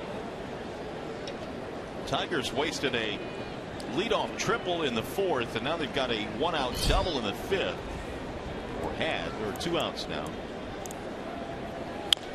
High towering drive to left field. That ball is hit well. He's got a chance. It is going to go. It's a home run for JD Martinez. He killed it to left center field, and that is his 18th of the year. That's what hanging sliders will do for you. He's had a very good one, but that was not the one. That one stayed up in the zone. JD showing that great extension. Get that bat head out over there, barreling it up. See where the location, right out over the heart of the plate. And that's what always happened to me when I hung a slider, right there. Screaming hit me. And it was crushed. 18 long balls now for JD Martinez, and once again a 1-run game. Castellanos had the triple back in the 4th.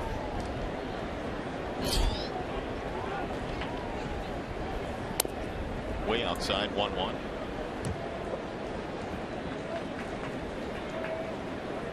That is the 9th home run for JD Martinez in his last 15 games. Pretty good roll. I would say so. JD had that one stretch where he just couldn't buy a hit. I think he was over 25 at one point. Mid to late May, was it? Yeah, did panic though. Knew eventually he would bust out of it, and he has.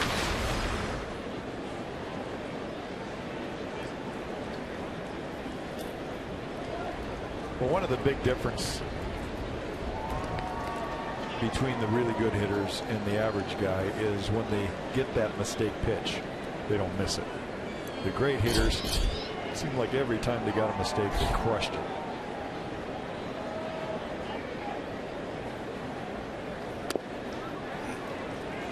Full count now, 3-2. Tigers have 8 hits from 8 different batters. McCann, the only Tiger without a hit. Outside, lost him.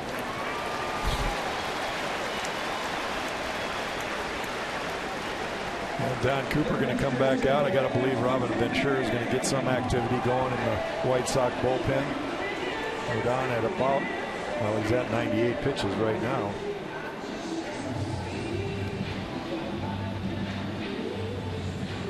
That is the third walk issued by the left-hander Rodon. By the way, follow the Tigers all season long in 2015 with MLB.com at Bat, the #1 app for live baseball. At Bat is up to the moment at any moment with in-game highlights, live look-ins, replay reviews, and a whole lot more. Get MLB.com at Bat for your tablet or your smartphone. JD has tightened this one up. It's 5-4. Tigers now have the tying run on as Cooper comes out to chat with the left-hander Rodon. 9 homers since the 7th of June, which ties him with a couple of guys that can hit the ball in the ballpark frequently, and that's Stanton and Pujols. Yeah, I was a little surprised, but Albert Pujols is really having a heck of a year with the bat in his hand. Got 20-some home runs. Of course, everybody knows about Stanton. Yeah, Pujols has 15 in his last 30 games. Here's McCann.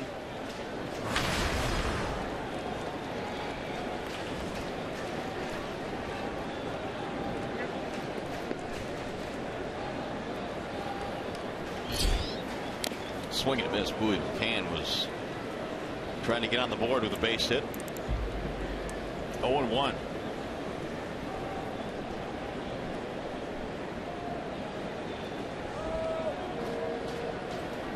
Walk and a strikeout for James.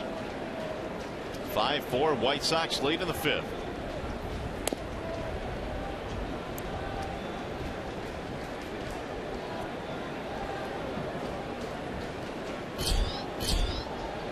And now Rodon has hit an even 100 in the pitch count total.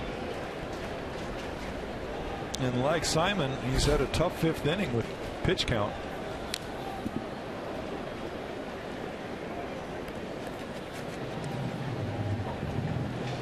We mentioned pitched his college ball in North Carolina State. Once he got on campus, he was dealing was a freshman All-American there. As the right-hander Webb begins to warm up.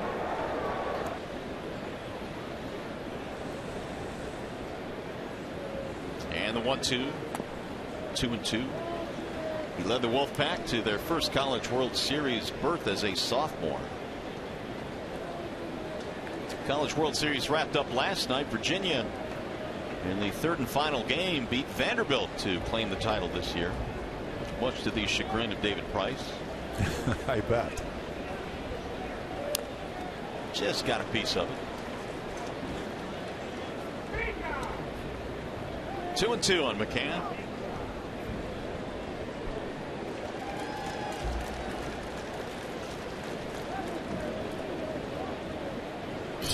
Iglesias would be next if McCann were to reach.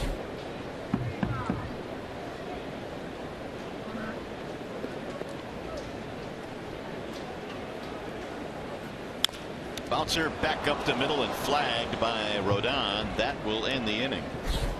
Tigers get closer though thanks to JD Martinez. He's now writing Rodon in his book. A 2-run shot. And it's 5-4.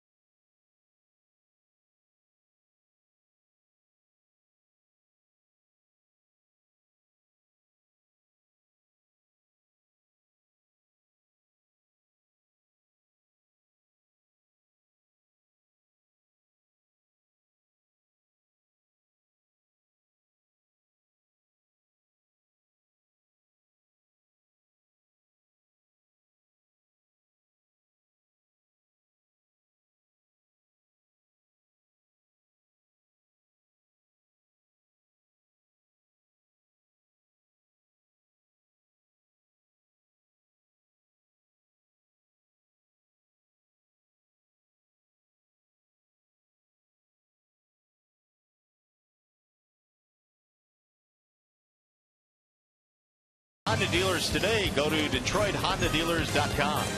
And by Bell Tire. Get the lowest tire price, period. Bell Tire.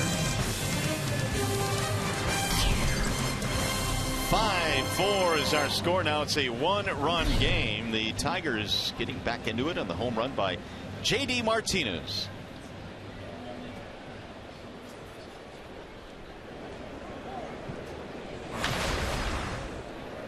Abisail Garcia will start things off. Garcia, Gillespie, and Flowers facing Alfredo Simon, who's had an uneven start here today. He has given up a total of 5 runs on 6 hits, and there's a bouncer to third on the first pitch. And Castellanos throws it out, 1 gone.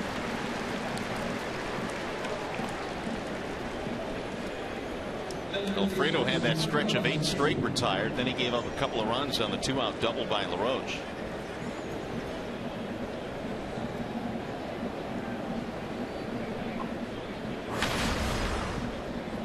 Connor Gillespie is 0 for 2. He has bounced out twice to the second baseman Kinsler. There's the shift. Strike 1 on Gillespie.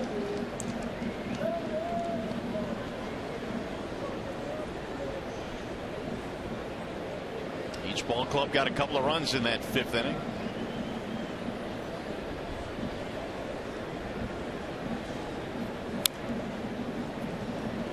It's funny how pitchers, I guess, Jack, and you can speak to this, just go in kind of stretches where they struggle to begin with, and then they finally figure it out, as Simon did in the 3rd and 4th innings. And then all it takes is that 1 walk to kind of turn things the other way. And again, tempo is so important. You tend to slow things down when you hit a little adversity in the game. It's, I think, human nature, and in effect you need to do the opposite. That has popped up left side of the infield. Iglesias going back to the grass. 2 gone. 2 quick outs though for Simon here to start the 6th inning.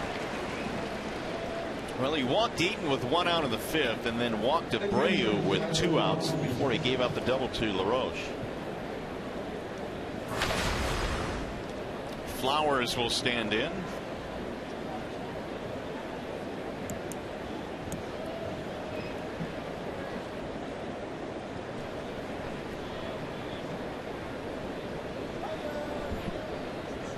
Flowers had an RBI single in the 2nd.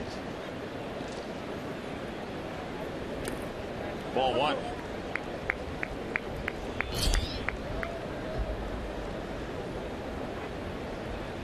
Alfredo had back-to-back 1, 2, 3 innings in the 3rd and 4th.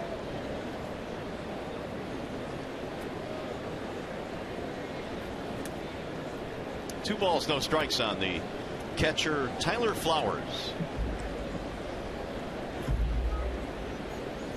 We were commenting before this game started on what a great day it was for a ball game. Temperatures in the low 70s, overcast, very little wind. Got a great turnout here. Indeed. The ball's hit deep to center. Rache going back. And he's under it for the out. A 7-pitch inning for Simon. 1, 2, 3 they go. We head to the bottom of the 6th.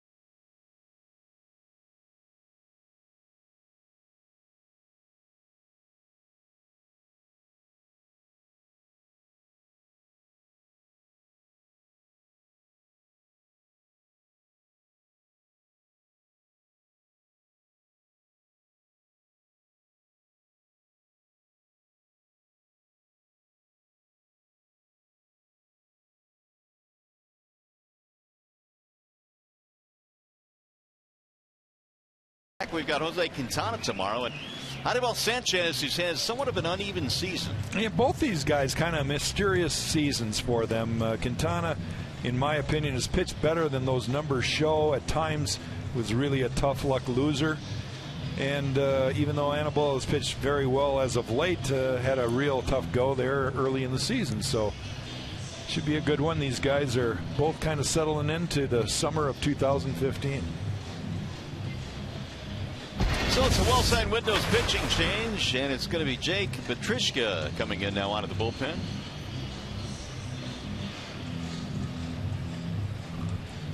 '28th appearance of the year for Petrishka. Hey, he's got 4 holds. That's another one of my favorite stats. Holds, yeah. Is that like a hug? No. It means you came in with the lead and you didn't give it up. I know what it is, but a hug.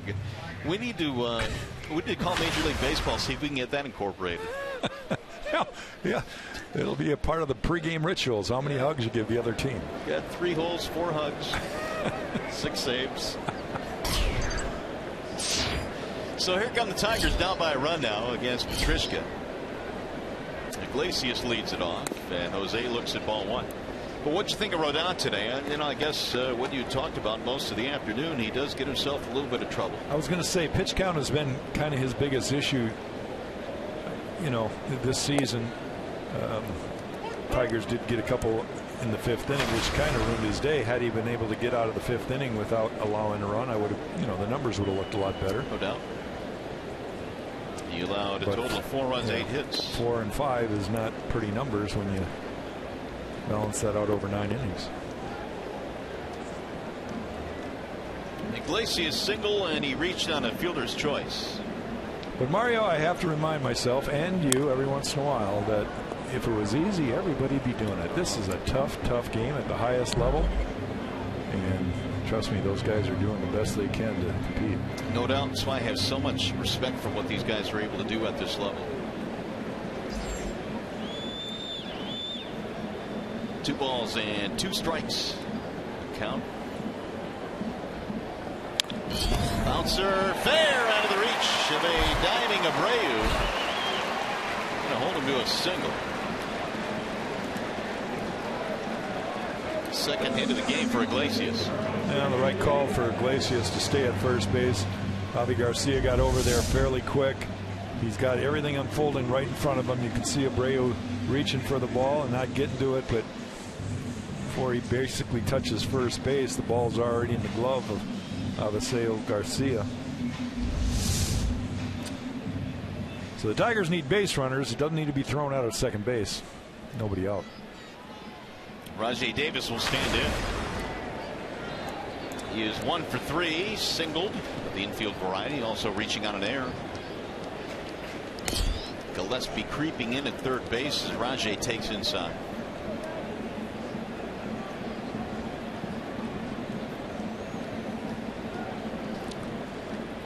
"17 double plays forced since 2014. It leaves all relievers." And that basically says he's a ground ball type pitcher. Good sinker, good slider. Davis, because of his speed, needs to hit the ball directly at an infielder for typically a double play to be turned against. He bounced into one yesterday in Cleveland, the 5th time he has hit into a double play.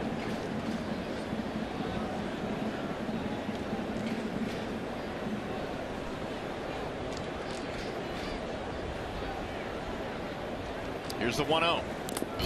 He bunted that one foul. 1 ball, 1 strikeout, Davis. It's kind of deceiving to figure out with whether they were having Rajai bunt there and try to move the runner Iglesias, or if Rajai was just bunting for a single there. And if he was, you got to get the ball down. I mean, if that's a sacrifice bunt, he did a poor job of getting that bat head out there quickly and giving himself a chance to get the ball on the ground.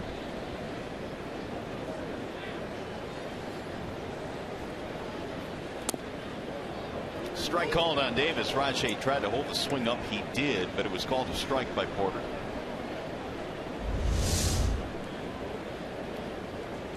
Fastball away. The outer reaches of the strike zone. According to Foxtrack, that ball split the black part of the plate.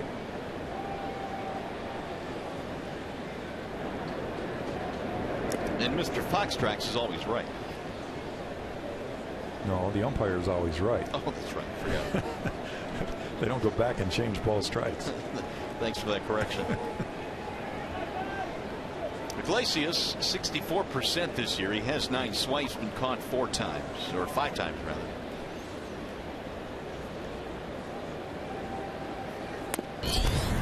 Busts him inside, and now the count goes 2-2 on Rajay.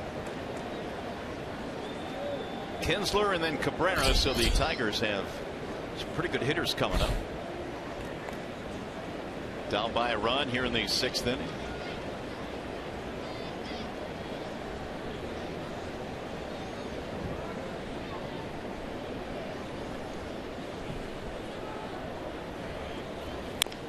Chopper is slowly to the shortstop. Only one play if they can get him, and he's going to be safe. An infield hit.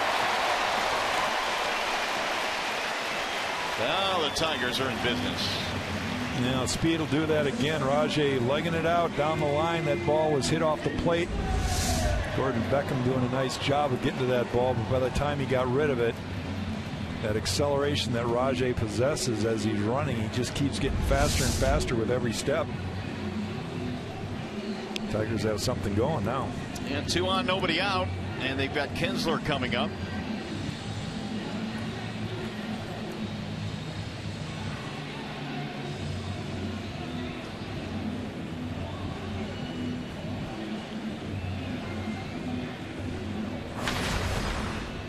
Two-run homer in the first inning for Ian Kinsler, his 2nd of the year, and his first since the end of May. The other thing the Tigers have going for him here, outstanding bases, or outstanding speed on the bases. And Detroit now with an even 10 hits in this contest.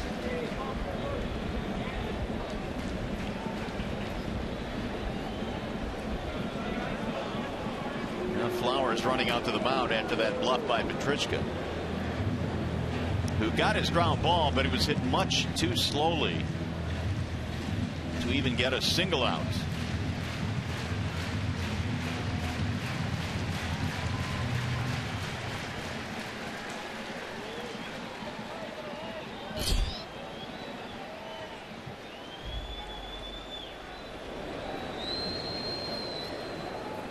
Oh, he popped up the bunt. That's not going to help. Kinsler is out of the pop up to the pitcher. You know, Ian turns around to square on that ball, and it looks like the ball was up and in, like it might hit him. He bails back, almost like he reacted like it was going to hit him. It wasn't even close, but doesn't get the job done. Now it'll be up to Miggy. Now if Petrichka gets his ground ball, he can get it out of this inning. Cabrera has other ideas. Miggy is 1 for 3 those at bats against lefty Rodon, who struck him out twice. Well, Miggy was able to shoot a ball out to right field in the first inning to get his hit, and then Rodon struck him out twice on that good hard slider that he showed today. There's a ground ball to second. Nice play there by Sanchez, and they will get a double play.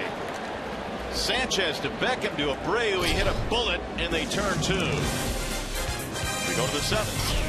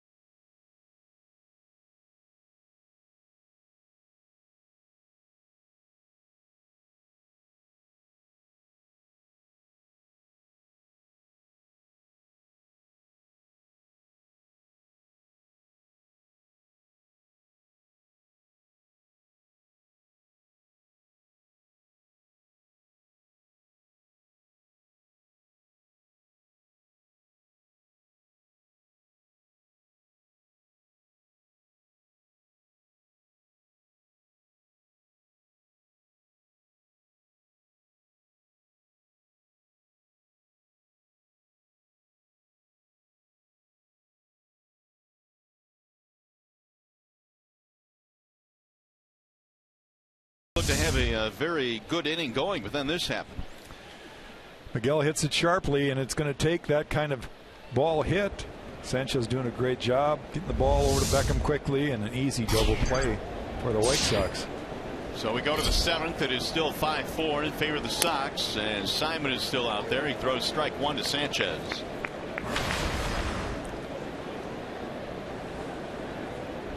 A couple of ground balls in this game for Sanchez, one resulting in a fielder's choice. Swing and a miss, 0-2.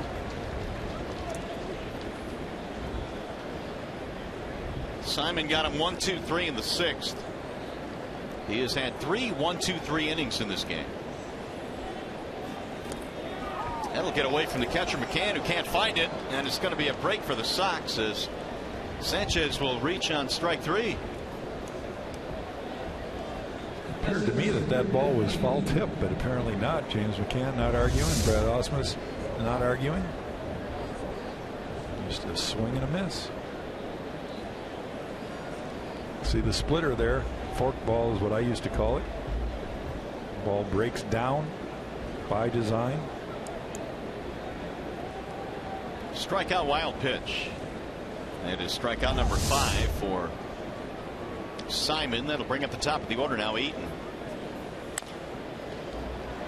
drives it back out of play. Are there any differences at all between the split and the fork ball, or are they basically the same pitch? No, there are differences. Fork ball is basically thrown by guys with big hands that they can literally wrap their fingers around the outside of the ball, whereas splitter is just separated and it's thrown more like a changeup. It doesn't have that real sharp downward spin that a fork ball does. Simon has thrown the splitter a lot this year. You see by that graphic. Bunted toward third.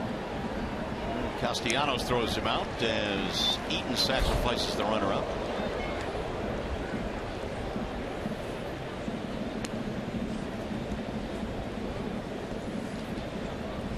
Sanchez to second, so it's been a good day for Eaton, who's homered, walked, singled, and now sacrificed.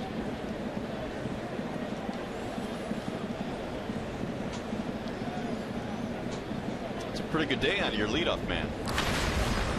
A day more accustomed to what they thought they were going to get out of him. Signed that big contract after having a good year a year ago. Here's Gordon Beckham trying to drive in that run. It's a 1-run game right now, 5-4 in favor of Chicago. And Simon backs him out of there, 1-0.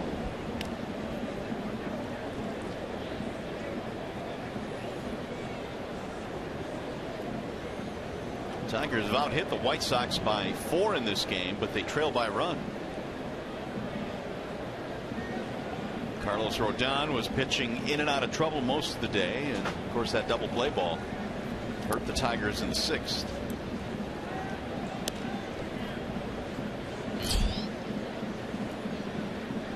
Two 2-0 on Beckham. There is action in the Tigers bullpen. Bruce Rondon and Blaine Hardy. Pitch count getting up there for Alfredo Simon, 97. So he would love to get through this inning and give himself one more chance of having his teammates score to tie this game, or go ahead and give him a chance to win it.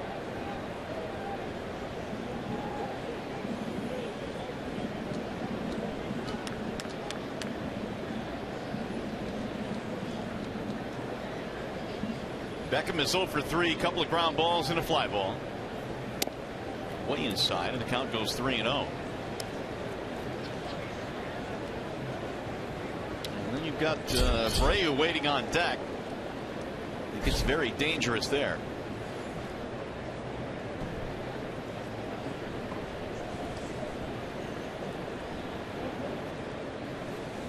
And he walked him on 4 straight. That'll put 2 aboard.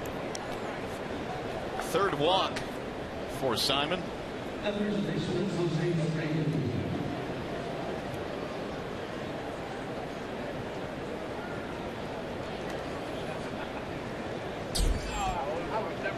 Here comes Brad.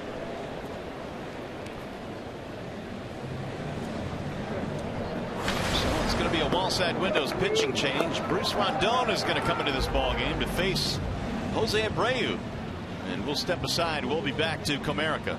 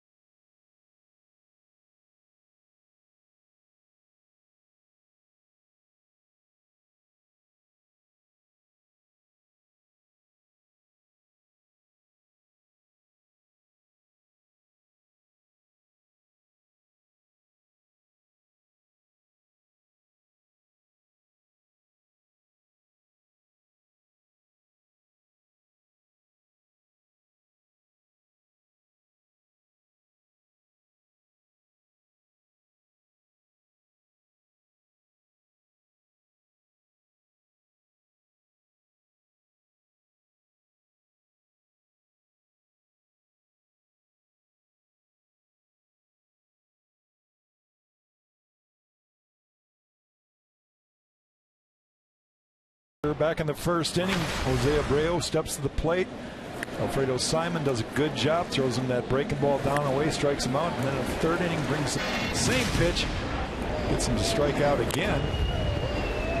The fifth inning, not really the best result. He had Adam Eaton on first base after walking him. He walks Abreu, and then the double by Adam LaRoche kind of ruined the day for a pretty good effort other than that from Alfredo Simon.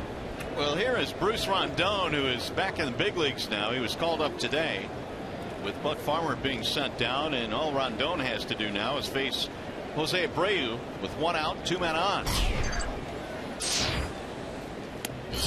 First one is up and in at 96 from Bruce, who has that high octane fastball.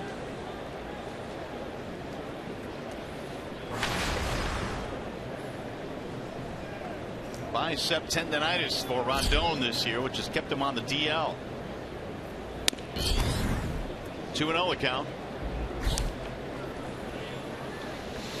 The 2 runners aboard are the property of Alfredo Simon. White Sox trying to add to their 5-4 lead here in the 7th.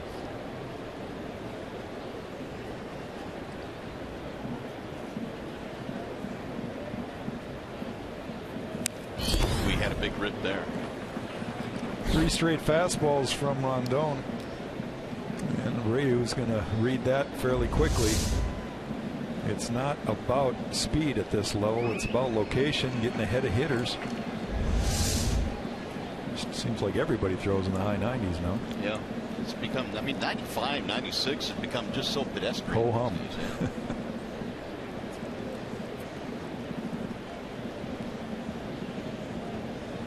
Here's the 2-1. That's flared foul down the right field line. 2-2 on Abreu. Well, Rondon was expected to be a big part of the Tigers bullpen this year, and then the injury hit, putting him on the disabled list.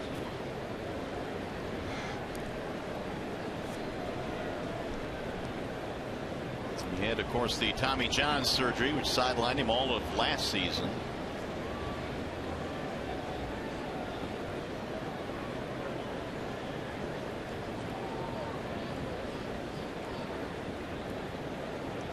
Abreu taking his time getting back in the box.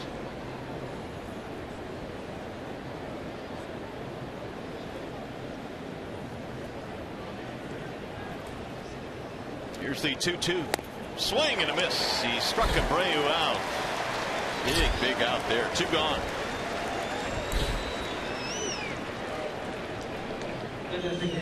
Now this is, I think, a backup slider. He means to get it down and it just stays up, but Abreu, his eyes light up seeing that hanger and just wasn't able to get the bat head to the ball.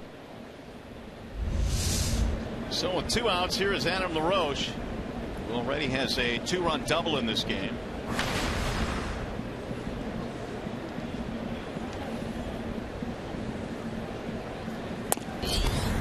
Strike 1 on LaRoche. Yeah, Adam LaRoche's double in the 5th inning and kind of the difference in the game right now. Scored both Adam Eaton and Jose Abreu, who walked in that half inning.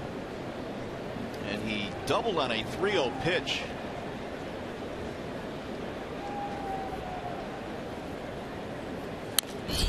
Now all of a sudden Rondon is ahead 0-2.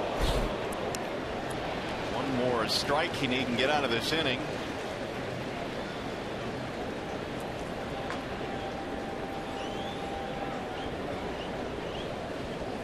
Simon struck out Sanchez to start the inning, but strike 3 was a ball in the dirt he reached. Then a walk after a sacrifice.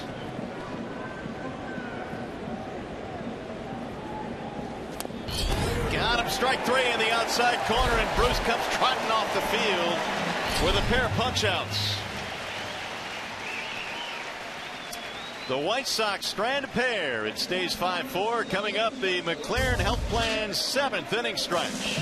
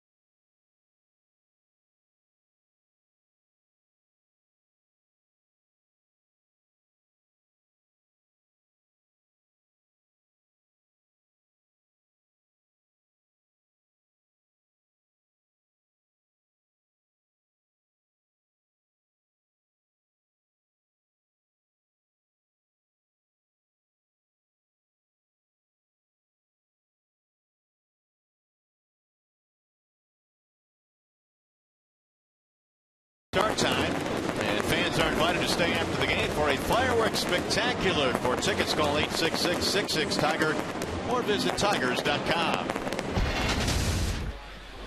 Well, Bruce Rondon does Alfredo Simon a favor by striking out a couple of batters. They lead 2.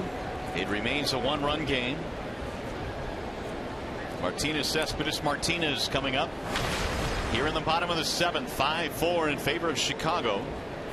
Game 1 in this 4-game weekend set. Victor batting left-handed for the first time in this game. Looks at strike 1.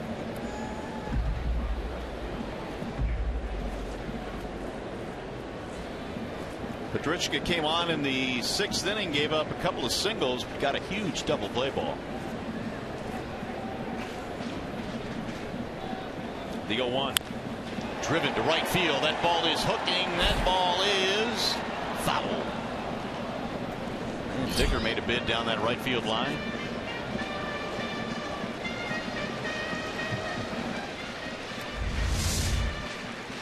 I thought this ball actually came off his bat better than it did. It was really hooking. I thought it had a chance when it first hit the bat.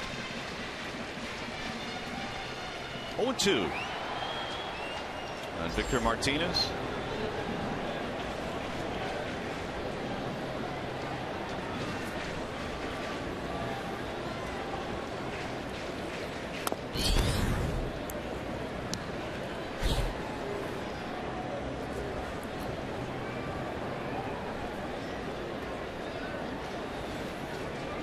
White Sox bullpen owns an ERA of 4.56 over the last 10 games, and they're hitting at a 377 clip against that White Sox bullpen in the last week and a half. Soft line drive to right field. That'll drop in. Base hit. Second hit of the game for Martinez. Leadoff man on.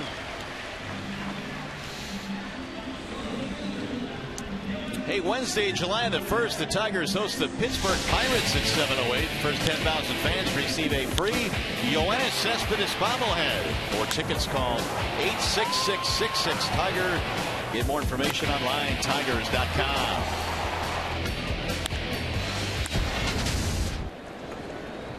So the tying run is on now. Here is Cespedes. See if they can get Victor out over to second base, get him into scoring position, and to tie the game before they can go ahead. It was the 11th hit of the game now for the Tigers.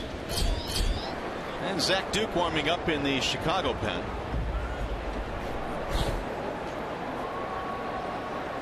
One of the offseason signings that the White Sox had. He slings that one outside. 2-0 on Cespedes. There's the American League ranks for Yoenis Cespedes. Pretty good numbers. Having a really good year here for the Tigers.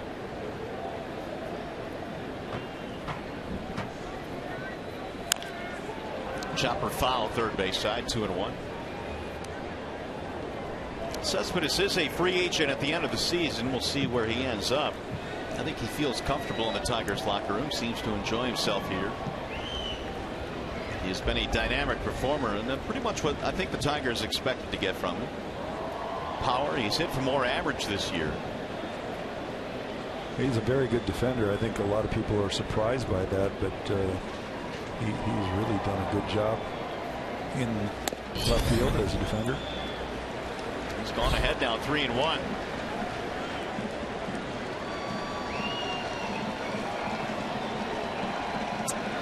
You can see it just keeps getting better. It's like Mario and fine wine. Yeah, exactly. Here's the 3-1. Hit hard to the shortstop. Look at that play by Beckham. They're going to turn two. In the last 2 innings, they have turned 2 bullets into 2 double plays.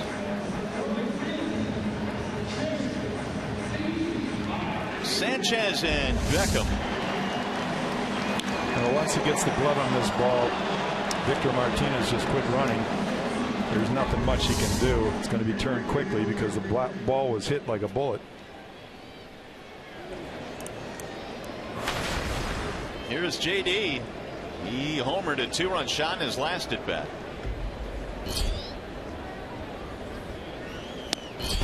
So that is 2 straight innings now. It was Cabrera who hit a bullet back in the 6th, and Cespedes here in the 7th. Both turned into double play.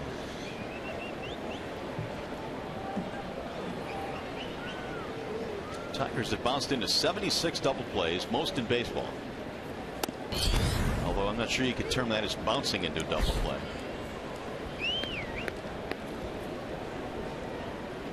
Third one of the game for the Tigers. Yeah. They got one back in the 1st inning as well. 0-2 now on JD. Swing and a miss. Down he goes, and just like that, a promising start fizzles, and the Tigers are done in the 7th.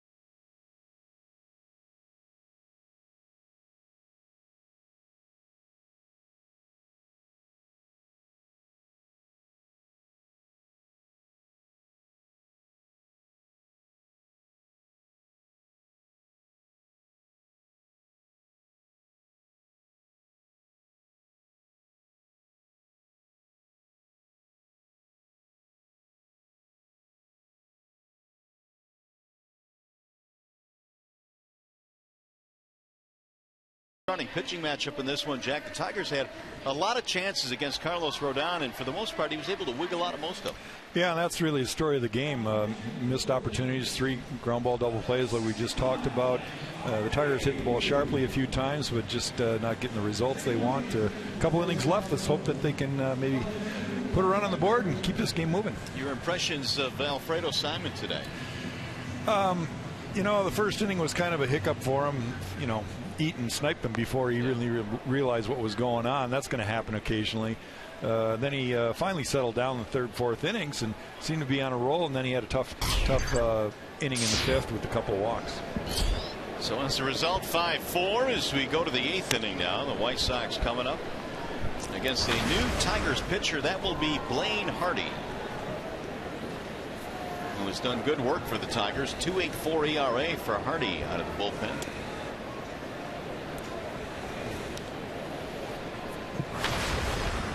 Melky Cabrera has a single in this ball game. He's 1 for 3. Runs scored as well. That's in for a strike. 2-1 on Cabrera.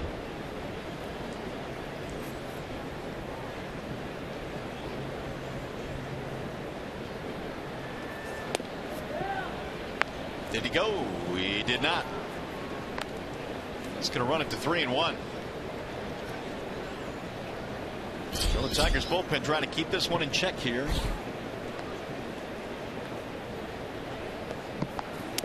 Look out. Cabrera goes down.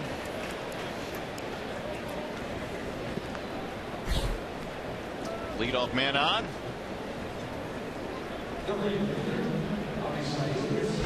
Hey, tomorrow the 2015 FIFA Women's World Cup continues with the quarterfinals as China squares off against Alex Morgan and Team USA in a winner-go-home matchup. Coverage begins at 7 Eastern on your local Fox station. Also catch the whole tournament streaming live on Fox Sports Go. Good luck in the United States. Looks like some umbrellas starting to pop up. Drizzle maybe hitting the field. Fans scrambling for the cover. Nothing really major right now, but enough to annoy you if you're sitting in the seats. Here's Garcia, who had a double to drive in a run back in the 2nd.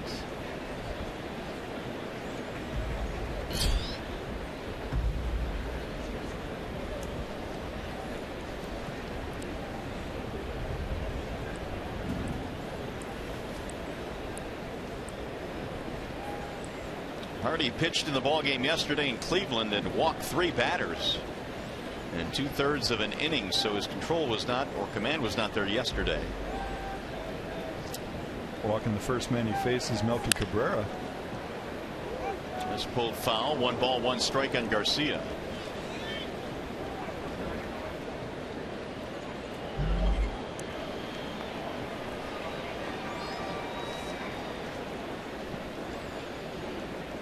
Only 6 hits today for the White Sox. Tigers have 11, but it's Chicago with the lead.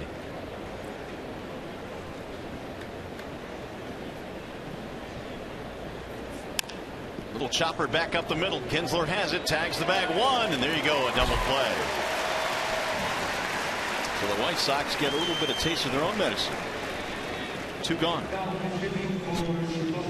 Those are the perfect double plays from the pitcher's perspective. When you know the second baseman or shortstop doesn't even have to throw the ball. The ball's hit right on the bag. Kinsler catches the ball, steps on the bag, throws to first. Now Connor Gillespie.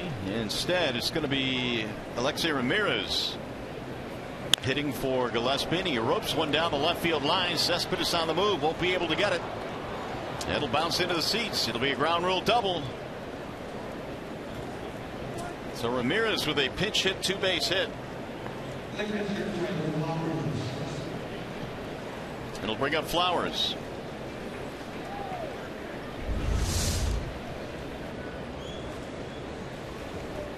But that just made it. And now here comes Brad with the right-hander due up. Hardy will come out of this ball game, it appears. Well, the only counter that Robin Ventura would have, the other catcher on the team, Giovanni Soto, he's also a right-handed hitter. So Wilson coming in, and we will break with a 5-4 Chicago lead.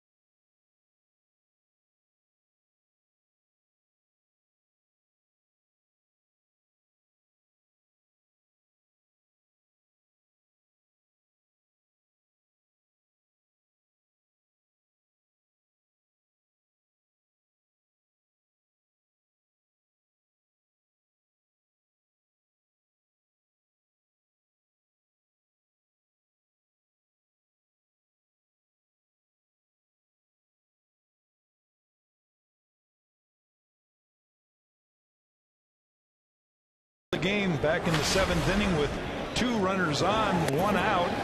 Brad Ausmus makes the call to the bullpen. He brings in his right-handed hard-throwing pitcher Bruce Rondon, and he comes in and strikes out 2 guys in a row, gets out of the jam.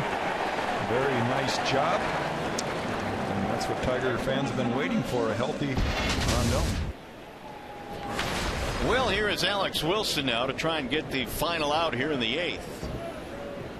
He's appeared in a lot of ball games since coming up late April for the Tigers. 5-4 Chicago. They have a runner at second with 2 outs.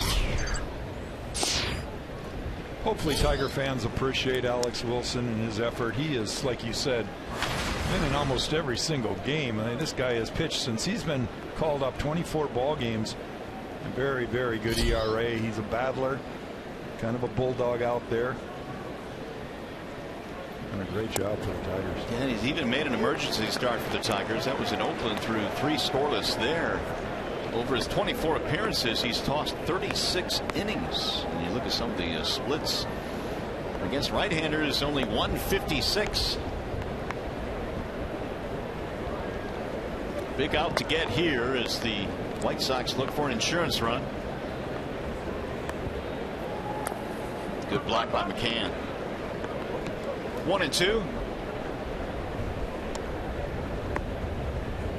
Alexi Ramirez had a pinch hit double here in the 8th.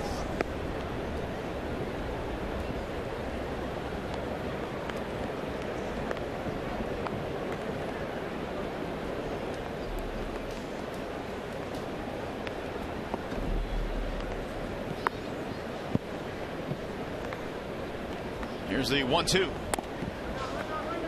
2 balls, 2 strikes.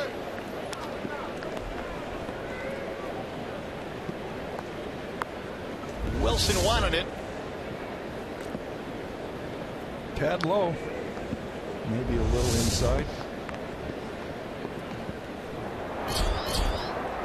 Zach Putnam in the Chicago pen.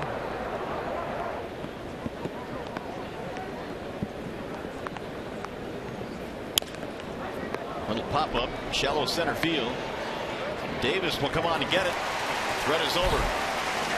No runs. They're going to walk a double and leave 1.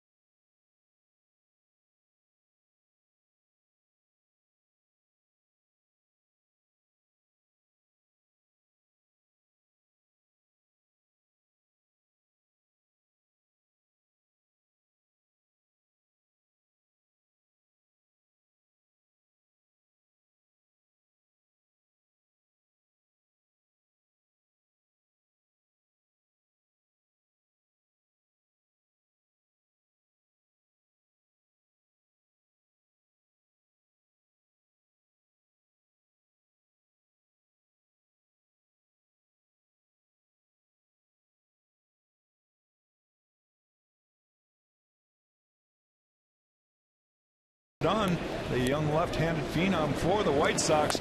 Very, very good slider today. Gets 7 strikeouts, all on his slider. Keeps it down and in. Back foot slider to most of these right-handed hitters. And then he hangs the one to JD. The ball's out over the plate. It cost him a home run and a couple runs at the time. So pretty good stuff by the young left-hander. Well, the White Sox trying to hold on to this one. They have a 1-run lead as we go to the bottom of the 8th, and here is Zach Putnam to take over out of their bullpen.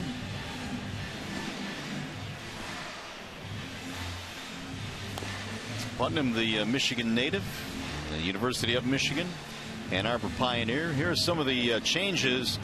Alexei Ramirez stays in the game to play short. That'll move Beckham to third, and Putnam is your new pitcher. Connor Gillespie out of the game. Bottom 3 for the Tigers here. It'll be Castellanos, McCann, Iglesias facing Zach Putnam.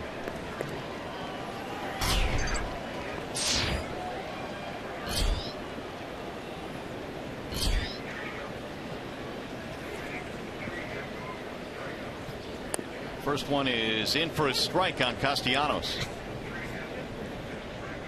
Remember the last time the Tigers saw Putnam in Chicago in that series back in early June. He struck out the side in the 8th inning and went through the middle of the Tigers lineup.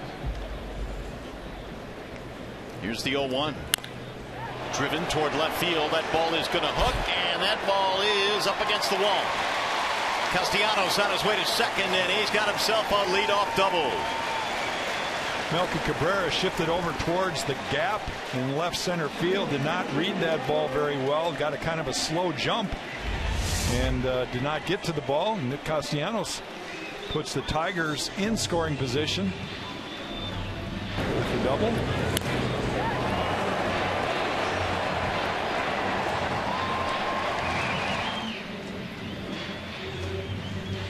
Andrew Romine will come in a pinch run for Castellanos. Third straight inning the Tigers have the leadoff man on. This time it's the tying run here as Romine will take over.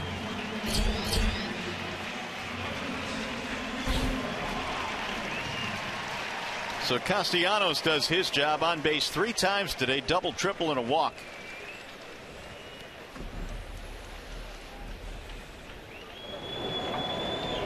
Anthony Gose going to get a chance here off the right-hander. Gose will hit for McCann.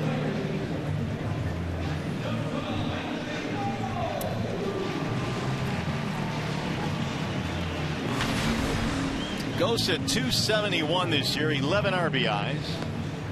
And he could be up there strictly for the purpose of getting the bunt down. You got Gordon Beckham now at third base. He's in on the grass. Abreu kind of playing straight up at the bag. And they're bunting. Bunted foul, 0-1. So Gose looking to get that tying run to third base, 90 feet closer.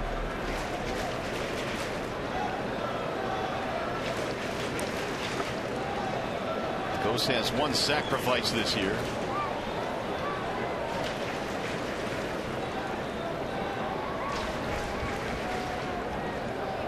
Here's the throw to second, and Romine just got back in there. Well, if possible, Anthony Gose wants Gordon Beckham, the third baseman, to field this ball. Bring him in. That'll get Romine over to third. 1 out. 2 more shots at scoring the tying run.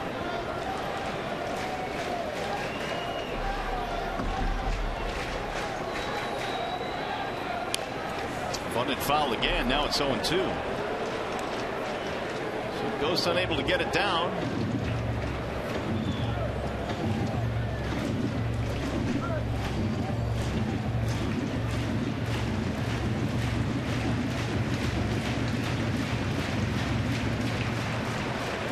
McCann, the hitter that Gose is replacing, has 3 sack bunts this year and a couple of bunt hits. Here's the 0-2. 1 ball, 2 strikes. Well, with 2 strikes, Now Anthony Gose is going to have to swing away and get the job done on his own. He needs to get Romine to third base. Maybe a base hit will score him. Iglesias on deck.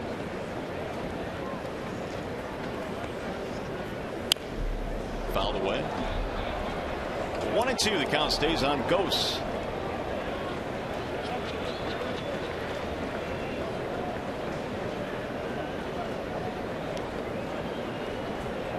Putnam replaced Petrishka, who threw 2 innings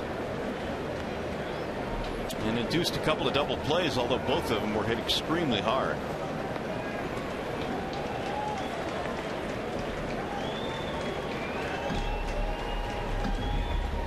Swing and a miss. Gose is out.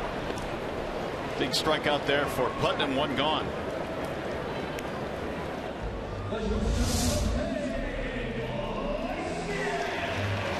Well, the old forkball from Putnam.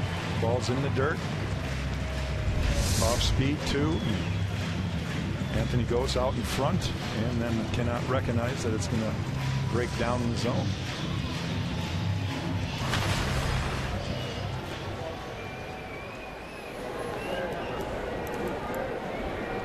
Here is Iglesias. 2 singles, 2 out of 3 in this ball game. Ball 1.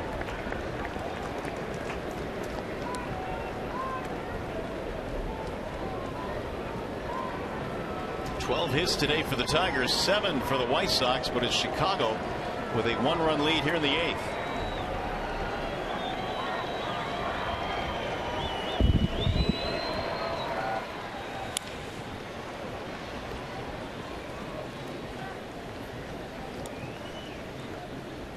Iglesias hoping for the fastball there, but Putnam has not shown a fastball in this half inning. Tigers today, and here's a big part of the story, just 1 for 10 with men in scoring position. White Sox not a whole lot better. 2 out of 8. Here's the 1-1. That thing is boxed. Romine will get to third base. Oh, break there. Yeah. So the tying run just 90 feet away now.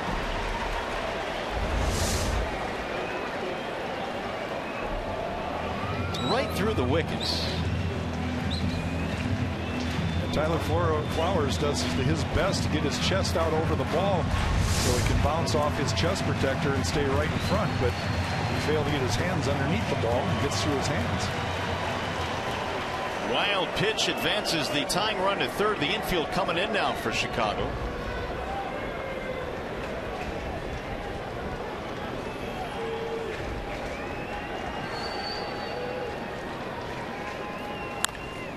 Driven deep in the air to left field. On the move is Cabrera. He's going to run it down at the wall.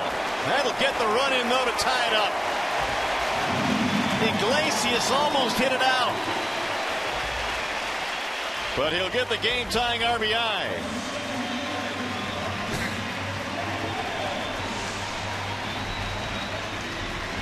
Well, they finally got that run in. Caught a little break on the wild pitch, and then Iglesias does his part, lifting the ball to far enough, deep enough left field. Easily scores Andrew Romine. Tie ball game.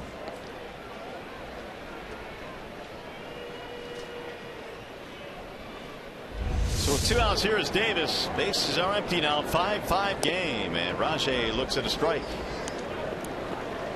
What's going on here? Some push-ups? Well, I think what he's trying to show his teammates is if I can do it, you can, and we don't get paid for overtime, never have, so let's go ahead and score one here and we'll end it in the next half inning. Here's the 0-1.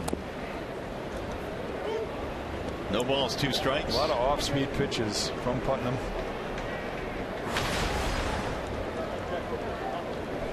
Iglesias is pretty much saying all I have is warning track power, so he started doing some push-ups on the bench. They get a little bit stronger. Here's the 0-2. 1-2 on Davis.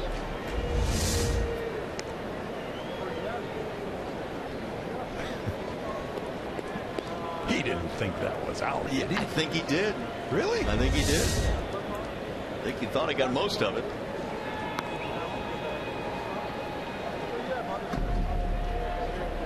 Here's the 1-2.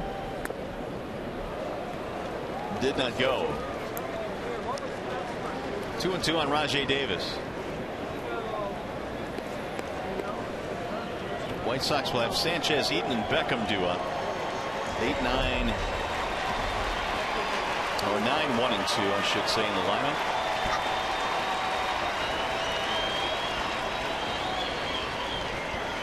Here's the 2-2. Rajay swings and strikes out. So the Tigers will tie the game with a sacrifice fly by Jose Iglesias, and we'll go to the ninth.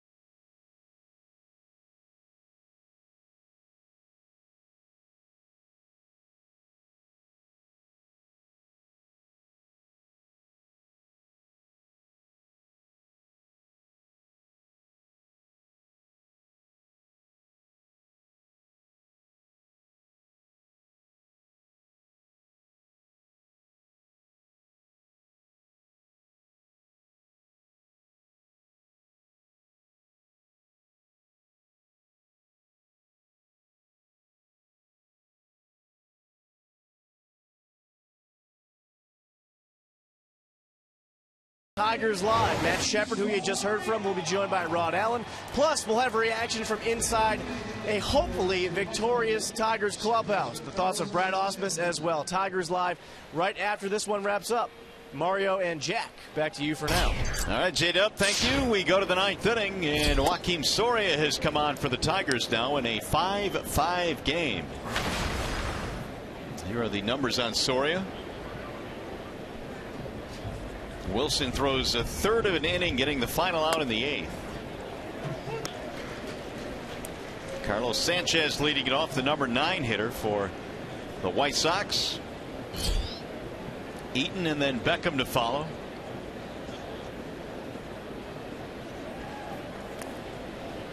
Two and 1 the count. Some changes. Ghost stays in the game and he'll play in center field. And Holiday, the new catcher, Soria, the new pitcher. Romine stays in to play third.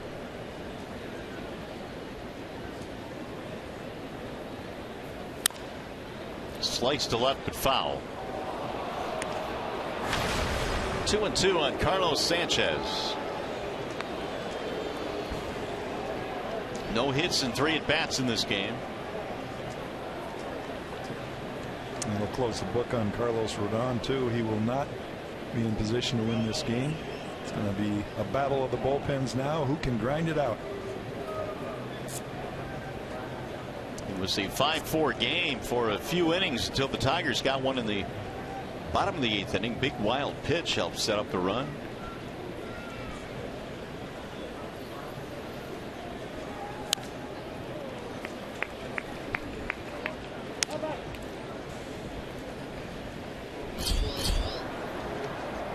Tigers have hit a couple of home runs today. Kinsler a 2-run shot. J.D. Martinez 2-run shot. Off speed, floats in high and away, 3-2.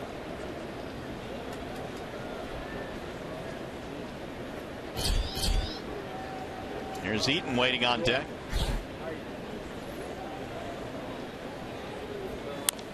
Sanchez loops it foul.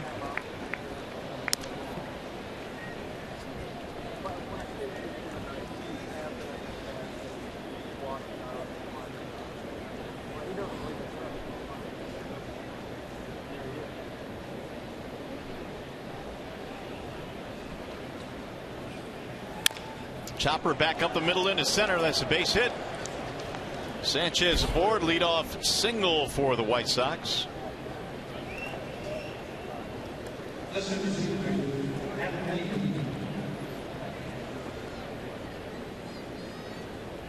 Here's the game summary in this one here today. Eaton 2 for 2 with a homer.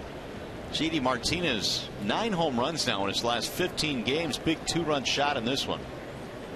The White Sox have just picked up their 8th hit of the game. Go ahead run is on for Chicago. Eaton showing no sign of bunt, fouls it back out of play. Longbell have been a big part of this game. 3 home runs hit. Eaton, Melky Cabrera, or excuse me, Avisail. No, I got that wrong too. 2 home runs. 3. Kinsler and JD Martinez. Do I hear 4? That's it. You can only mess up so many times. Looking on the wrong side of the ledger here. Soria's 0-1 pitch is a strike in the outer edge. 0-2. Eaton didn't like it, and he's letting home plate umpire Alan Porter know by his body language.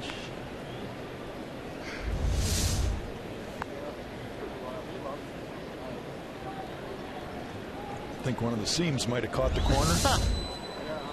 It's not where it ends up, it's where it crosses the plate, right? That's right. All it takes is one seam.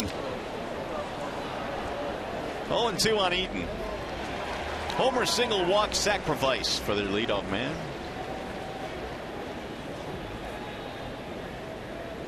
Miggy jawboning down at first base.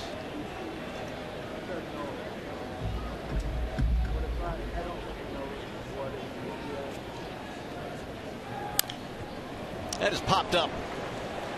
Middle of the infield. Kinsler going back to the grass. One gone.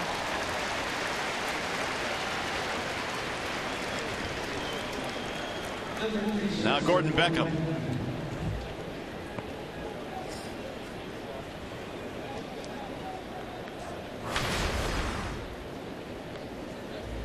More and more managers, I think, in today's game are using the closers and tie ball games late, figuring that they're the best arm in the bullpen and it's better to get 1 inning out of them and continue the game, give yourself a chance to win, than never pitching them because your team doesn't score. Yeah, Soria coming on here in the 9th inning of a tie game. Of course, the Tigers get the last at bat here at home. There's more action in the bullpen. Zach Duke now joined by David Robertson. Robertson, their closer.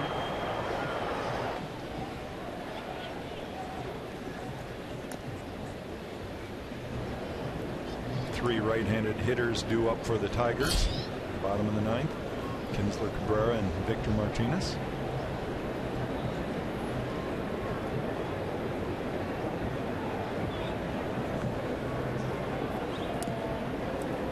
Missed it outside. 1-0 on Beckham. Walked in his last at bat but did not score.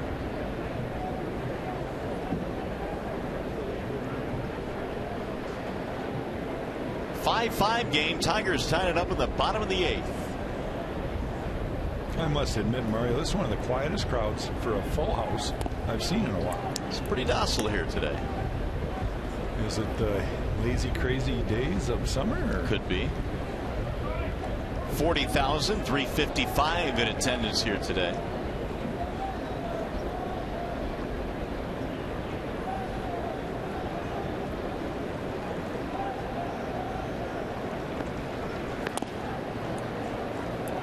And now the count on Beckham goes 3-0. Meanwhile, lurking is Jose Abreu.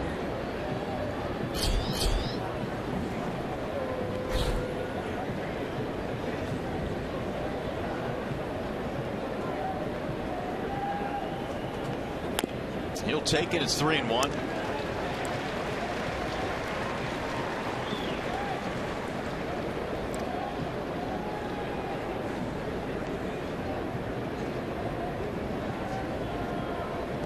Tigers today have gone with Rondon, Hardy, and Wilson. Now Soria in the ninth.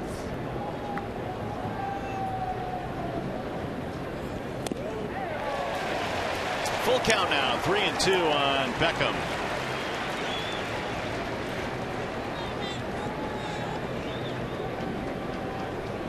Sanchez at first with one out. We are in the ninth.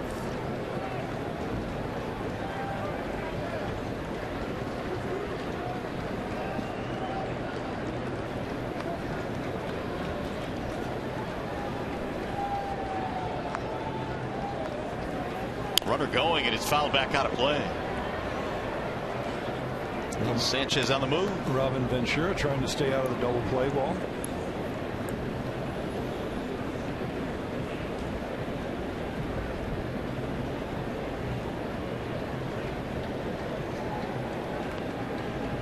First of four between these two teams tomorrow. It'll be a night game here at the ballpark in game 2. Sanchez Quintana.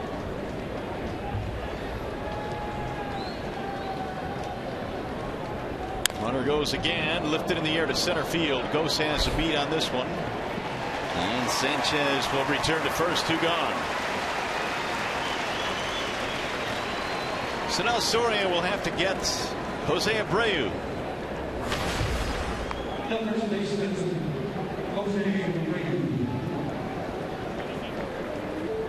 Abreu has struck out 3 times in this game today. He's also walked.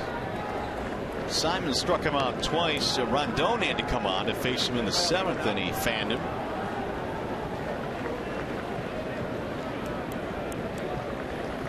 That's something he did not do much of at all last year. He always made good contact.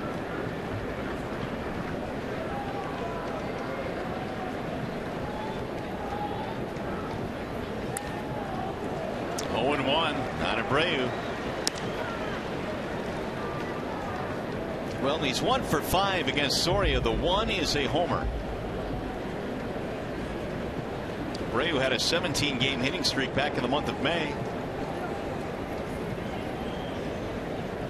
He's got the go-ahead run at first, 2 outs in the 9th.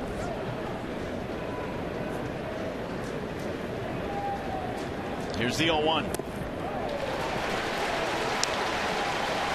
0-2 on Abreu. That's the ball he's had trouble with today. The ball down and away from him. If he's pulling off a little bit or leading with the shoulder, or whatever he's doing, he's just not getting to the ball down and away today.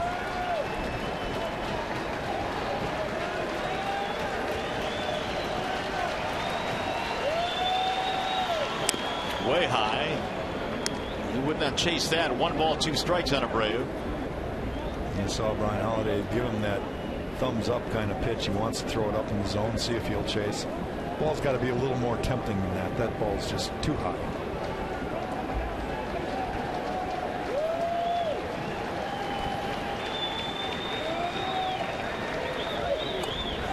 Got him, strike 3.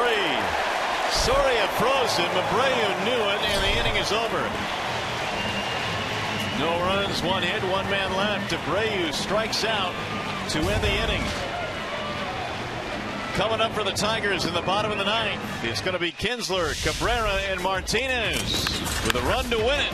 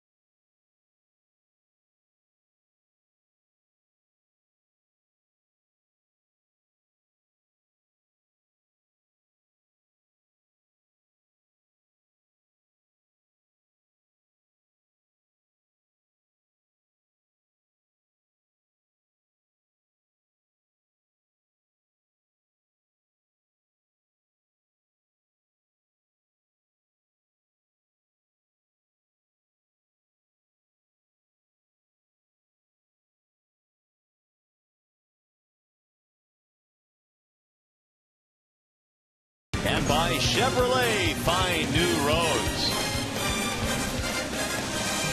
Back here in the Motor City, it's been an overcast, cloudy day here, and we've had a good ball game.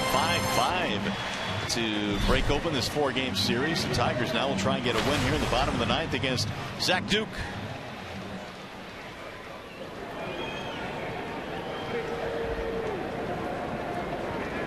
So the left-hander will come on to face Kinsler Cabrera Martinez. And Duke slings one in there for a strike. Duke, another offseason acquisition for the White Sox. Doing a lot to try to help strengthen their bullpen. David Robertson also.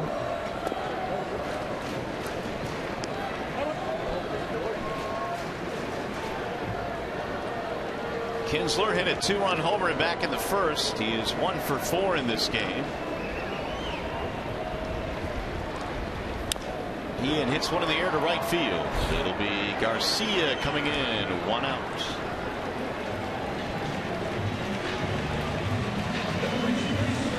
Here comes Miggy. Well, I would say this is pretty good. He got 4 doubles, 6 out of 14 career against Duke.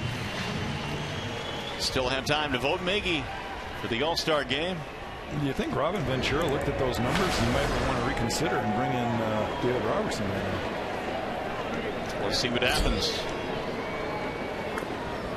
Ball 1. Rally caps.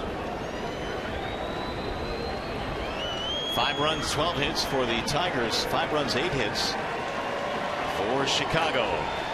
Miggy sends a ground ball to short. Alexei Ramirez has it. And there are 2 gone. Well, Duke has 1 more out to get. That'll be Victor Martinez to try and get this thing to the 10th.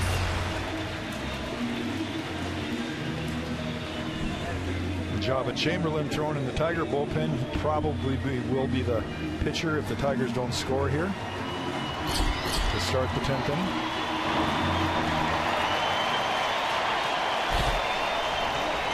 So Martinez stands in.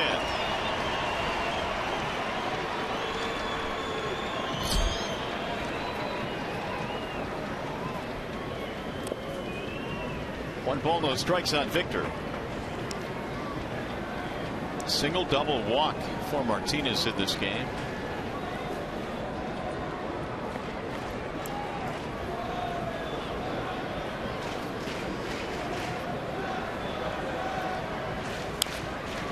Whistled back out of play. 1 ball and 1 strike.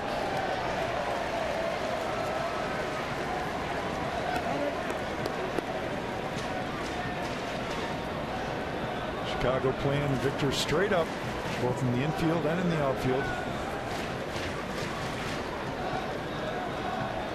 When Victor bats left-handed, normally you see that shift to the right side of the infield. And Duke missing 2 and 1. Victor has a home run from each side, but you see the batting average much higher against lefties.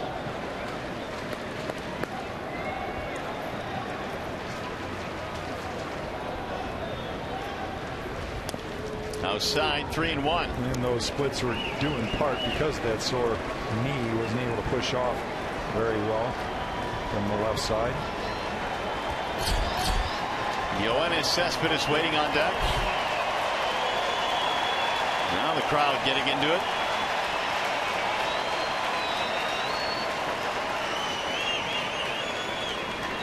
The 3-1.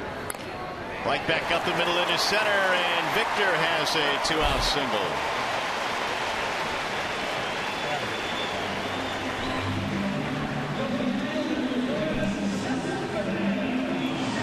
Looks like Wilson going to come out here to pinch run. He is the winning run.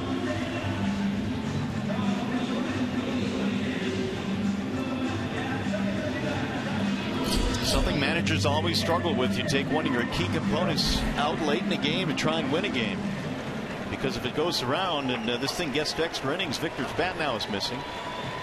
but you've got a chance to win it here with a speedy guy at first. Here's Cespedes.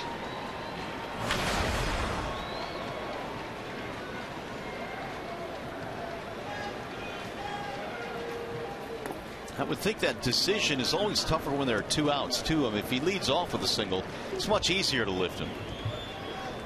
But now with 2 outs, they'll take a shot with Wilson at first. Outfield deep, playing no doubles. First and third guarding the line. 2-0 on Cespedes.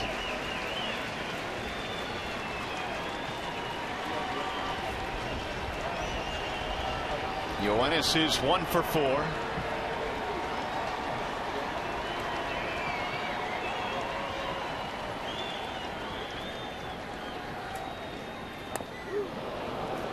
Two and 1. Pulled the string, changeup, got him way out front.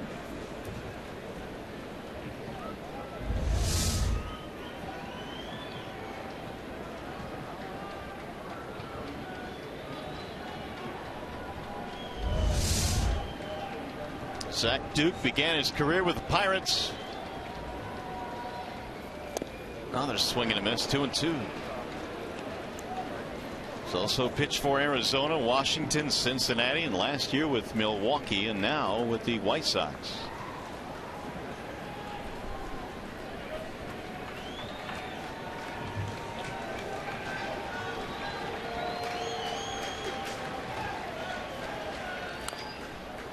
It's popped up. First base side. Abreu has room to end the inning.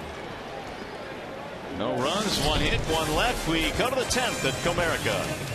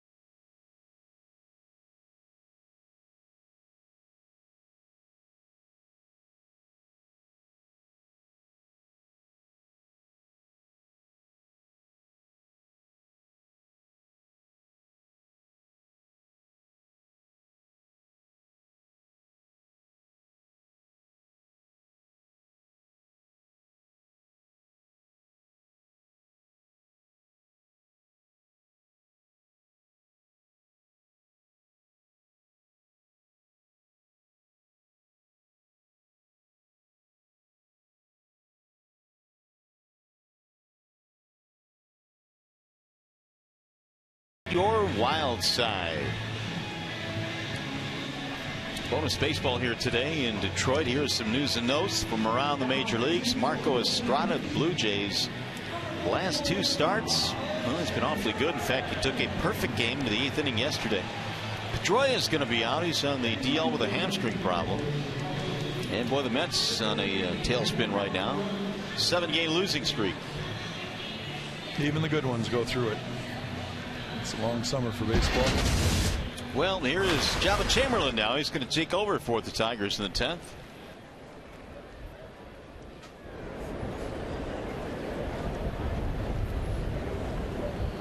Adam LaRoche will start things off.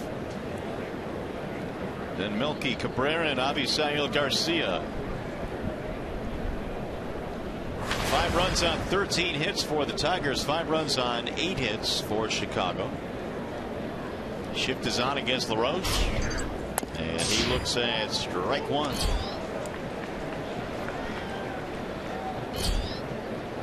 Big 2-run double back in the 5th inning for LaRoche. That made it 5-2 in favor of the White Sox. Tigers able to tie it up in the bottom of the 8th. Shattered bat down the right field line. That is going to be a foul ball. That thing is sliced right in half. Boy, you don't normally see it break that way. Vertically sliced in half. Nothing prettier, though, than a broken bat. As good as 20 strikeouts.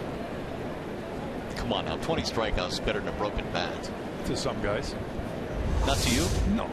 Broken bat, man, that's the coolest thing in the world. It means you got his kitchen. You did. 0-2.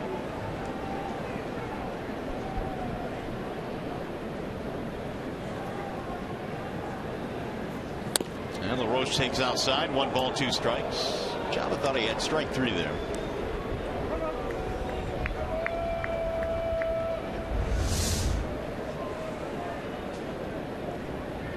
A skosh outside. Yeah, very close.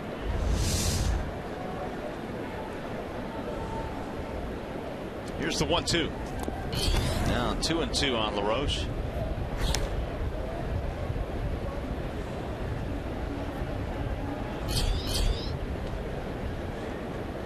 White Sox got a leadoff single in the 9th to try and go ahead, but Soria did the job in shutting down the rest of the inning.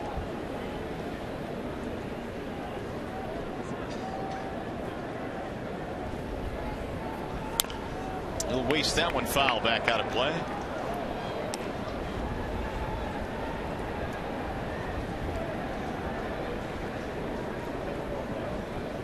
Well, to your point, Mario, earlier in the conversation we had about the closer, the reliever, the stopper, the pressure is on every pitcher right now in a tied game. Extra innings to make a perfect pitch. Can't afford mistakes. Right now that pressure square on Jabba Chamberlain to keep this a 5-5 game. Tigers have done some of their best work against the Central Division. They are 24-13 versus the Central. Ground ball right side. And Iglesias going to throw him out. That putout goes 6-3 because of the shift. One away for Melky Cabrera.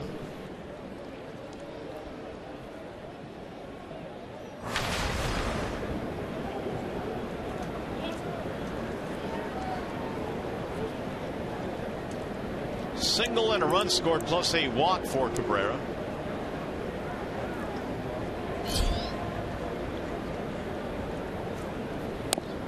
Ball 1.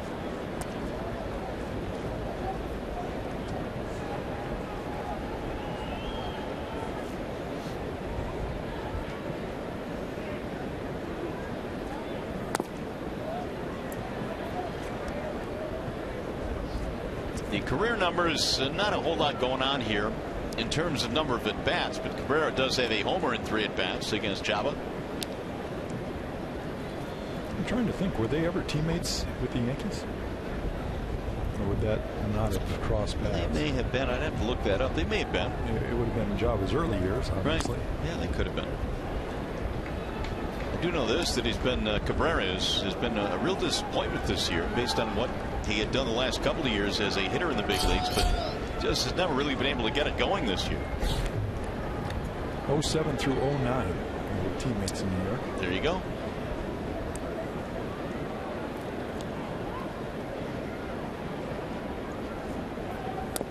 And a strike call, 3-1 on Melky.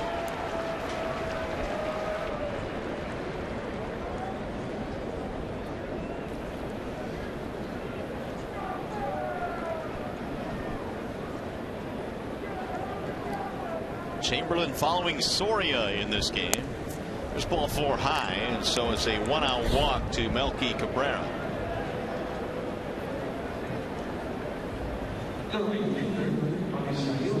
White Sox have had a ton of base runners late in this game, but they've not been able to push across any insurance, and because of that, the Tigers able to tie it up with a run in the 8th. Here's Garcia.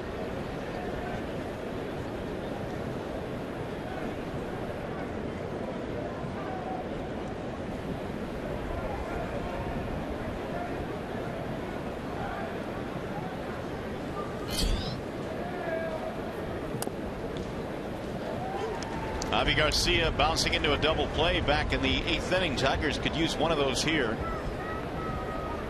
Double to knock in a run early in the game. That was way back in the 2nd off Alfredo Simon, who lasted into the 7th inning in this game before he gave way to Rondon.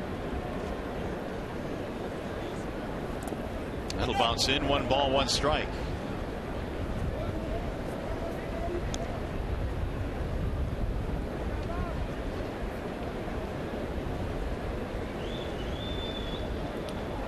It's crazy how fans react to certain situations right here. Tie ball game, late, extra innings. Not exactly the prettiest played game, 5-5, but kind of lethargic, kind of slow, and yet every pitch has the same meaning as it does any other time. In a crisply played game. Yep, you're right. Well, it's gone 2-1 now on Garcia. David Robertson, their closer, warming up.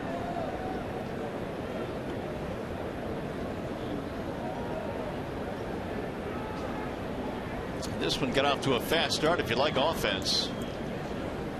Eaton homer to start the game. Tigers answered with 2. There's a ground ball to third, foul. And a broken bat as well for Javi Garcia.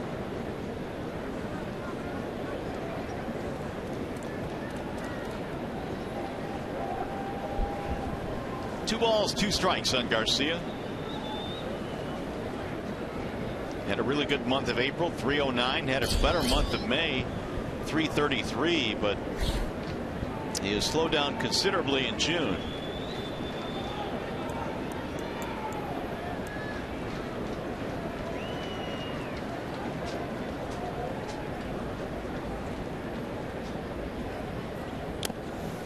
And it hit him. Garcia is hit by the pitch, and that'll put 2 aboard.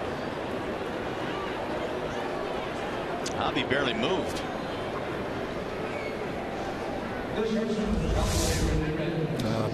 Catching a tough break right there.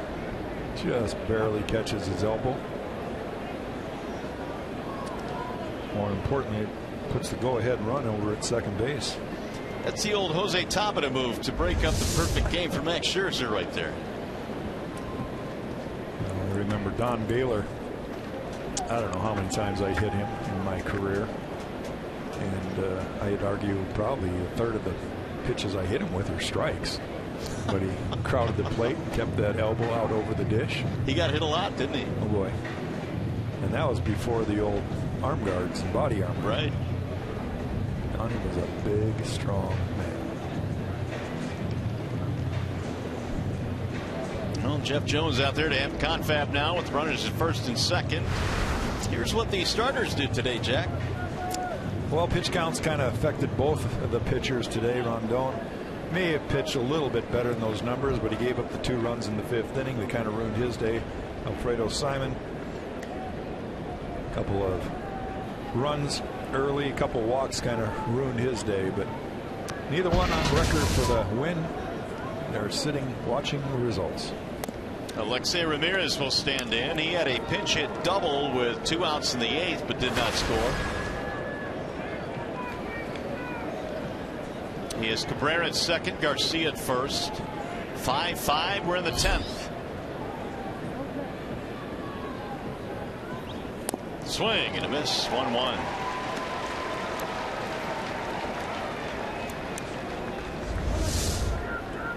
Ramirez gets some fastball. He gets the slider, a pretty good location from Java, down and away.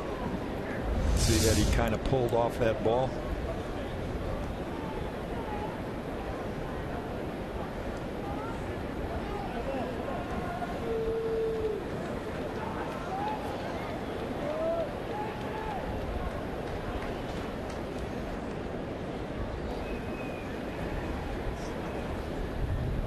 Now Java with the 1-1. Swing and a miss.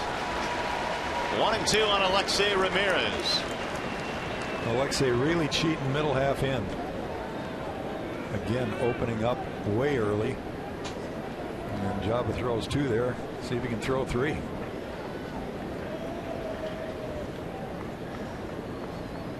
Ramirez did not start this game, trying to do something here late. Checked it. Did he go? Yes, he went around. Strike 3. 2 gone. Ramirez doesn't like it.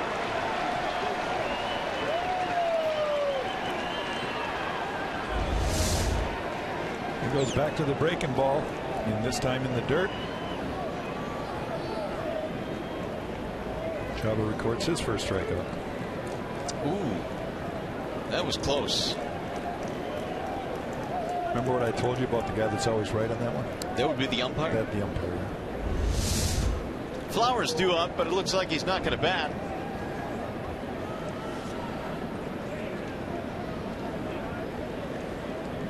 J.B. Shuck will come on a pinch hit now for the catcher Flowers.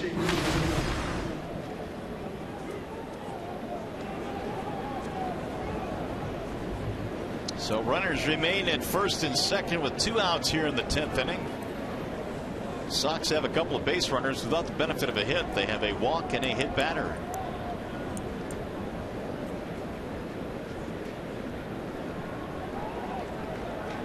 J.B. Shuck, a .261 hitter. Strike 1.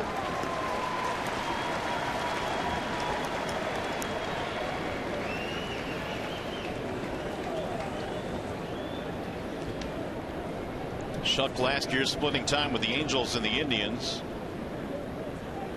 Came up with Houston originally.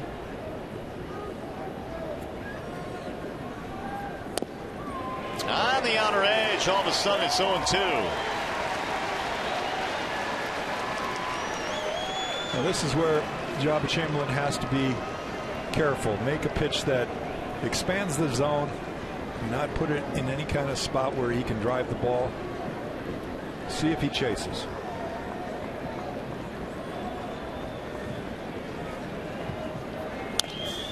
Spoiled it back out of play. Too good. He's got to bounce that ball, keep it down so that the only thing he can do with it is drive it into the ground.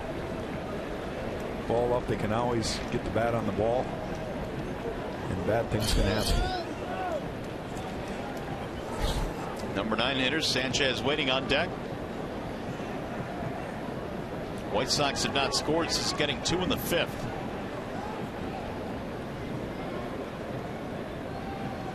Cabrera and Garcia, their base runners.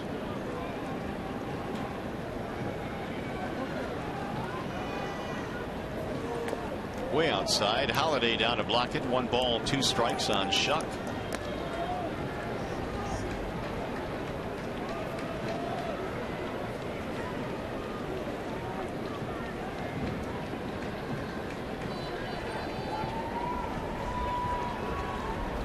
Tigers have Martinez, Romine, Ghost due up when we get to the bottom of the 10th.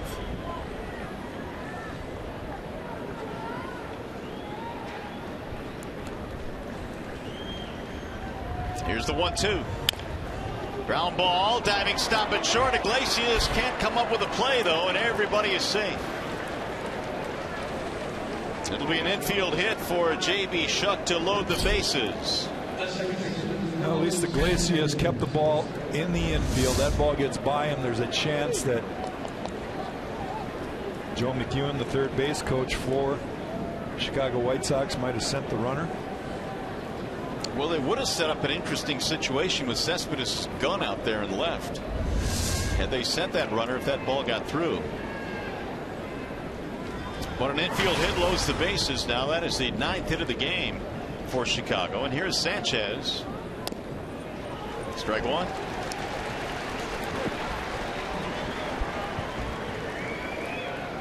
Sanchez had a single off Soria to start the 9th inning, did not score.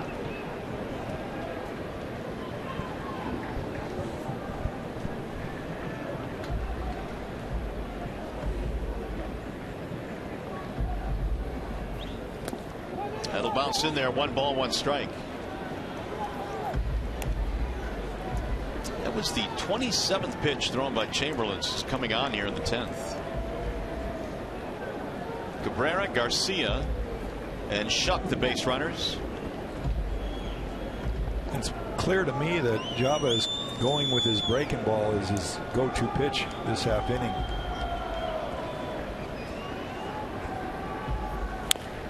Pulled way foul.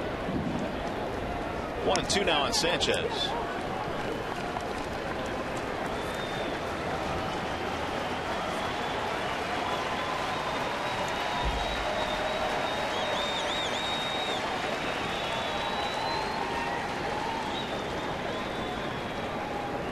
Holiday quickly out to the mound after that ball was yanked foul back in the seats.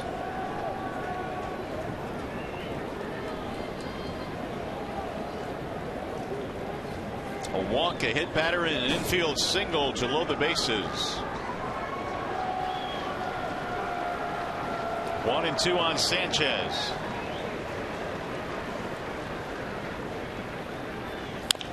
Drilled into right field, a base hit. Out of the reach of Cabrera. 1 run scores, 2 runs are in. This might score all 3. Relay coming to the plate, and he is safe. That's going to be a triple for Carlos Sanchez and a 3-run lead for the White Sox.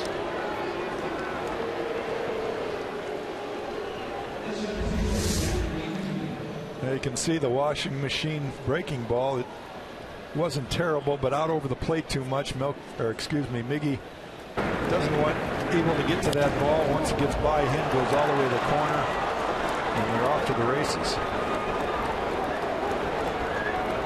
Sanchez now with 9 RBIs and his 8-5 Sox. Here's a pop-up left side of the infield. Romine is under it to end the inning. However, 3 big ones for Chicago, and we go to the bottom of the 10th.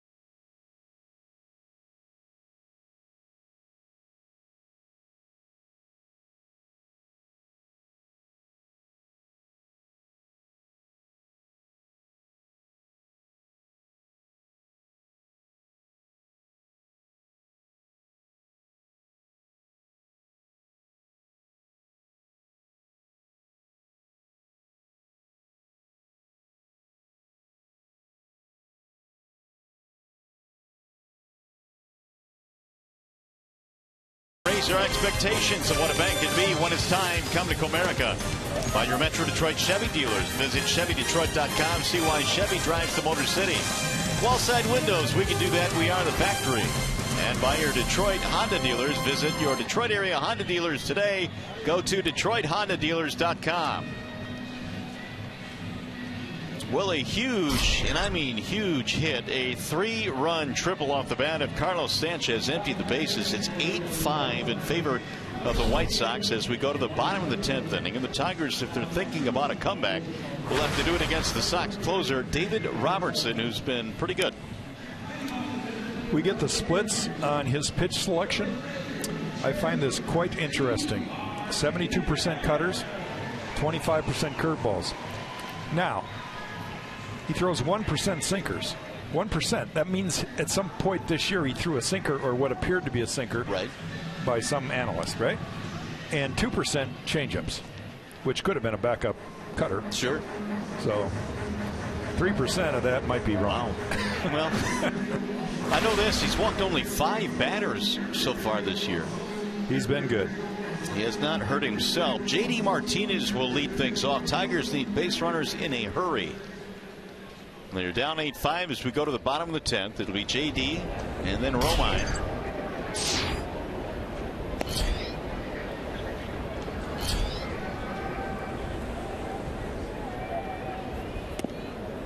And it's a strike called as we begin things here in the bottom of the 10th.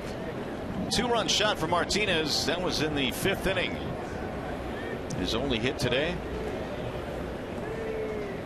One of 13 Tigers hits in this contest.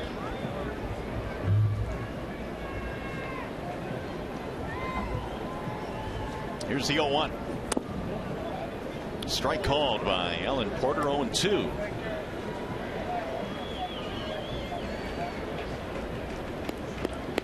.7% cutters. I wonder where he learned that pitch.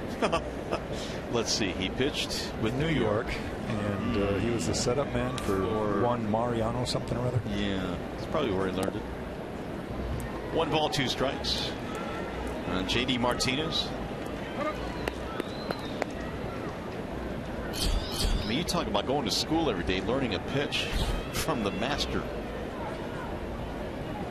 The 1-2 is swung on and missed. JD is down 1 gone.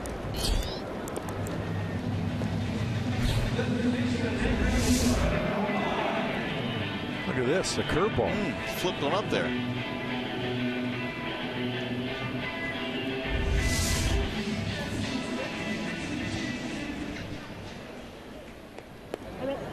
Robertson last year had 39 saves in taking over for Mariano. The back end of the Yankees bullpen. 0-1 on Romine.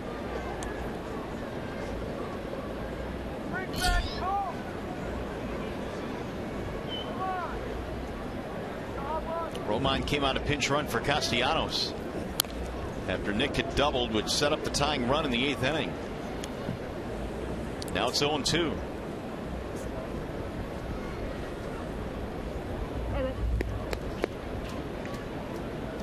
Zach Duke pitched the 9th. Now Robertson here in the 10th. They also had Putnam. He pitched the 8th. Soft liner back up the middle into center. Base hit.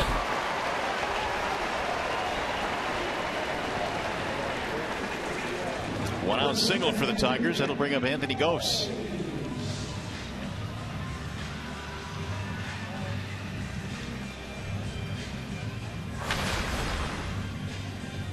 Ghost was a pinch hitter in the 8th, trying to sacrifice a runner up. He eventually struck out in that at bat, his only at bat so far. And the Tigers had 14 hits in this game.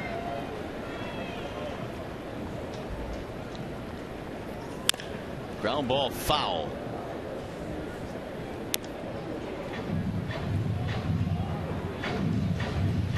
Oh, 0-1 on Ghost.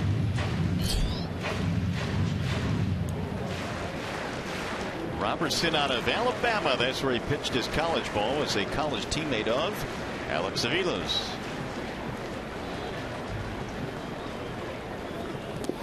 Good block at home plate. 1 ball, 1 strike. Tigers need 1 more base runner to bring the tying run to the plate.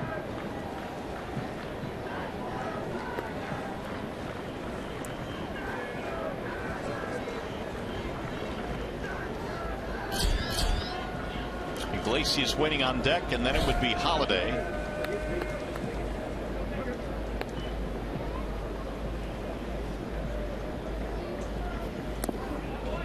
Two and one.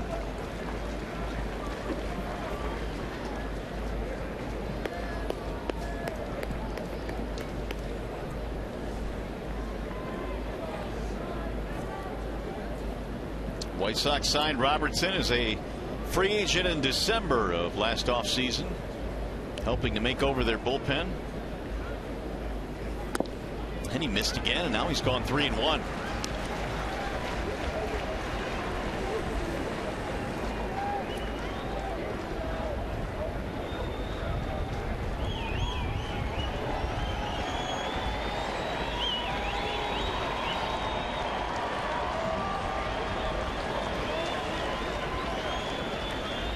Now Robertson ready with the 3-1. And he lost in ball 4. That will put runners at first and second.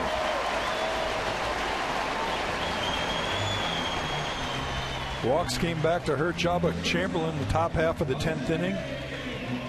David Robertson now with 2 runners on, 1 out. Let's take a look at Jose Iglesias back on April 17th against the White Sox. A walk-off base hit off Zach Duke. And the excitement starts. It's about as high as anybody has thrown a helmet after a walk-off. He just fired that thing in the air. So the Tigers have life here. They have 2 on, 1 out, down by 3 in the 10th inning. Iglesias 2 for 3 in this game. That's in there, a strike, 0-1. His sac fly back in the 8th tied the game.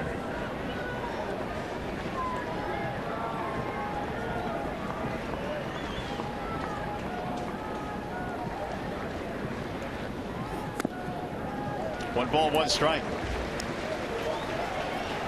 Robertson has not actually come out of the bullpen throwing a lot of strikes.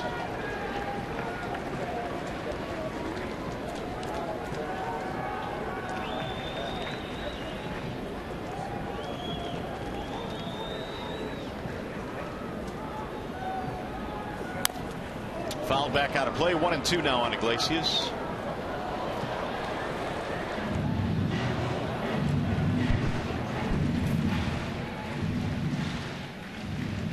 Robertson struck out Martinez, then he gave up a single to Romine and walked Gose.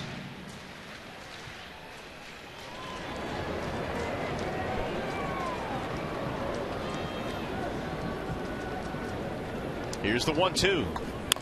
Bouncing ball back up the middle into center field, a base hit.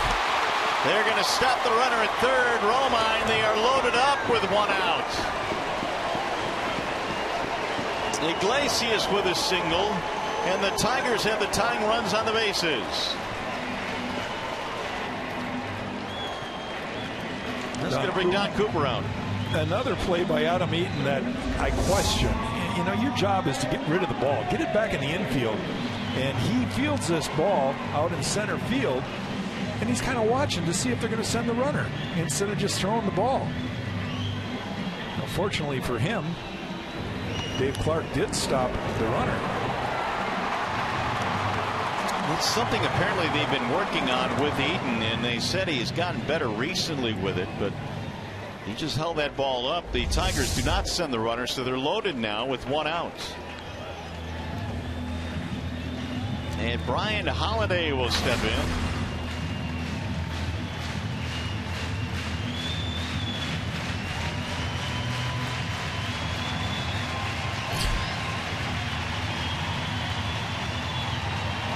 Romine, Gose, Iglesias, the base runners.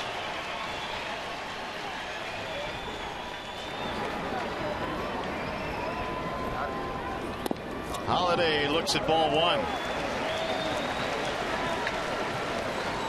David Robertson just does not look crisp today. He's the kind of guy that has got electric stuff. He comes in, sometimes that ball just explodes out of his hand. You hear that pop of the glove. Doesn't appear to have it today. Popped him up. See if it stays in play. Abreu, but it's going to go back on top of the dugout into the seats.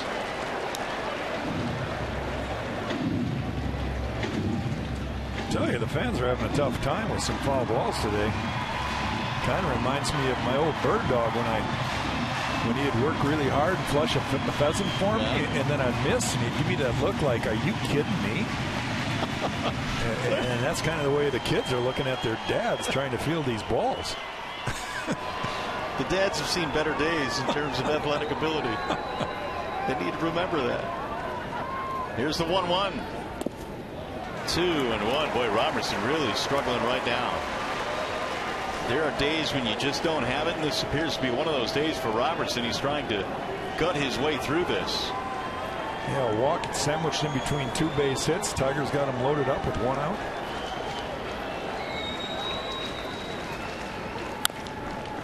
Another foul back out of play. 2-2 on Holiday.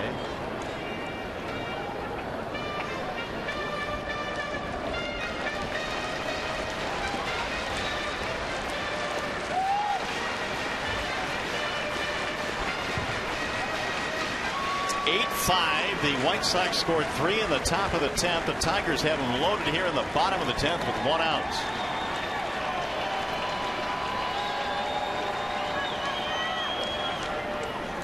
Swing and a miss. Well, he got a piece of it. Fouled it off at home plate. Off-speed pitch of some sort there. Looked like the curveball maybe that just took something off. Holiday was out in front. Rally caps all over the place here today.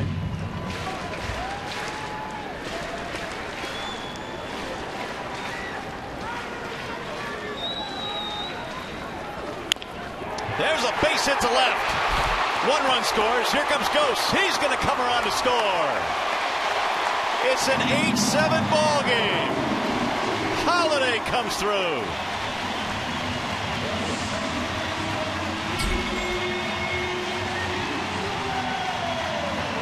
Those dreaded base on balls, they seem to score every single time. This is a slider that just stays out over the plate.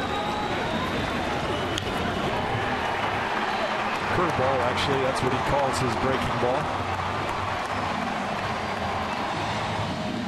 And the Tigers bench loving it. They are back in this ball game now. The tying run is at second. There's still only 1 out. Holiday has 12 RBIs. And that's going to bring up Kinsler.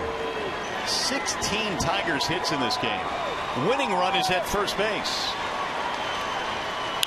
Kinsler sends a high fly ball into center field. That'll be catchable for Eaton. And there are 2 outs, and it's going to set the stage for Miguel Cabrera. I can't imagine they're going to pitch to him. Base open here. They're probably going to take their chances. Victor's out of the game. Yeah, Wilson is on deck.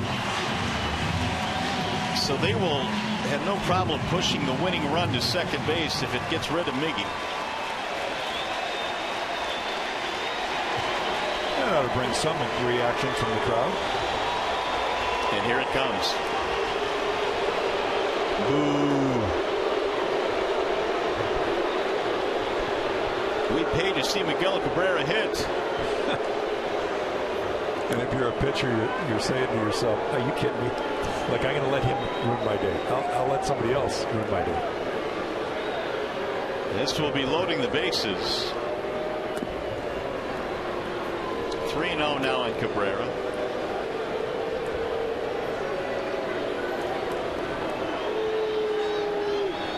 And there is ball 4. So now the winning run goes to second base. Tigers need a base hit from Wilson. So we talked about how sometimes managers grapple with situations and taking one of their better hitters out to pinch run for him late in games. Brad decided to do that. And now this would have been Victor Martinez's spot, but he wanted a shot to win it in the 9th. Now we'll see if Wilson can win it here in the 10th. All it takes is one good swing. Hopefully get a ball up a little bit in the zone and drive it. Iglesias jockeying down the line at third. Swing and a miss. 0-1. He went upstairs with the fastball.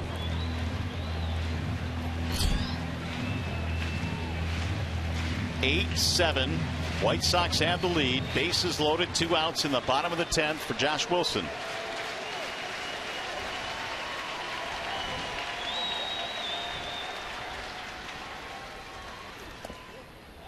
Missed it. 1 ball, 1 strike. Through the cutter there. Off the plate a little bit.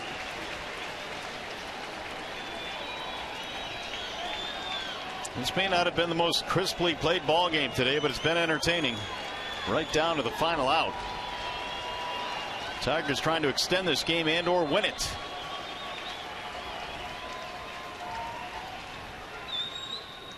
Swing and a miss. 1-2 now on Josh Wilson. Well, he kind of pulls his head off the ball here. You always say you can't hit what you can't see. You got to keep that head still. Follow it with your eyes. Wilson came on a pinch run in the 9th for Victor Martinez, now trying to win it in the 10th.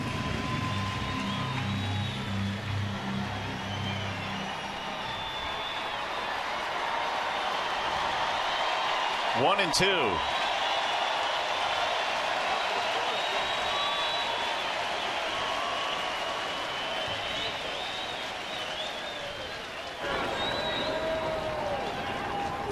Swing and a miss to strike him out. And the Tigers rally will fall 1 run short today as the White Sox hold on to win it in 10, 8-7. The Tigers send 8 men to the plate in the 10th inning and make it exciting, but Robertson finally shuts the door.